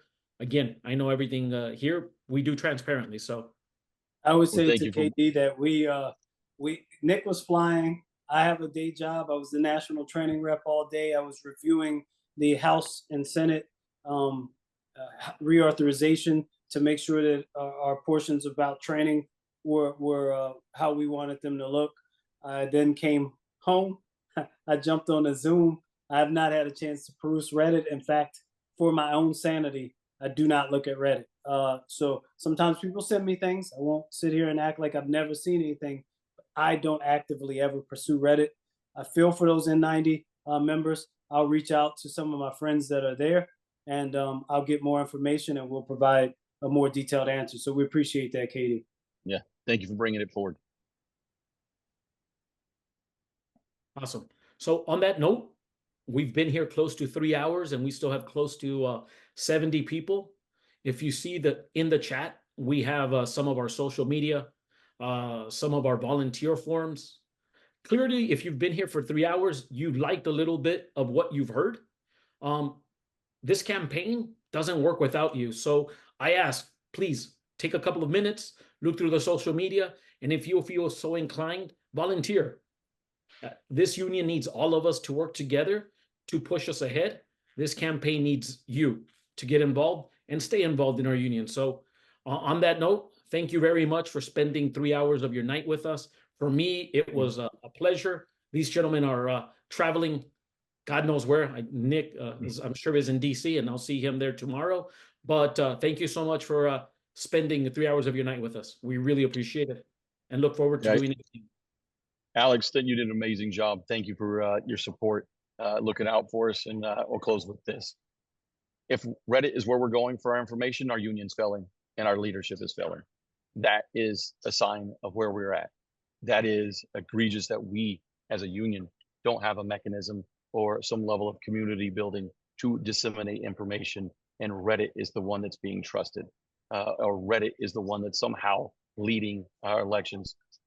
Out there, we were on for 3 hours, and the questions weren't about yachts or being scared to speak out, and that somehow everybody is being manipulated. You are being manipulated. You're being manipulated through anonymous forums by Rich and Mick and their campaign teams. That's what they want to do. They're looking to divide through misinformation. And you just had two candidates sit here and spend 3 hours answering them open, transparency, and ultimately that's what this union needs, is to engage in order to be successful, to be a part of something through having a purpose and you knowing your purpose inside that union. So thank you. Thank you for being invested in this union.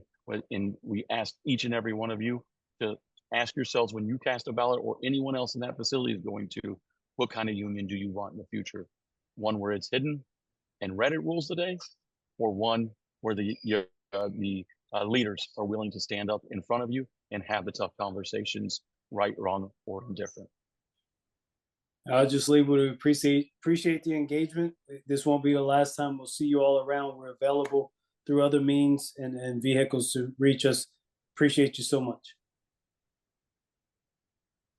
Thanks again. Have a good night.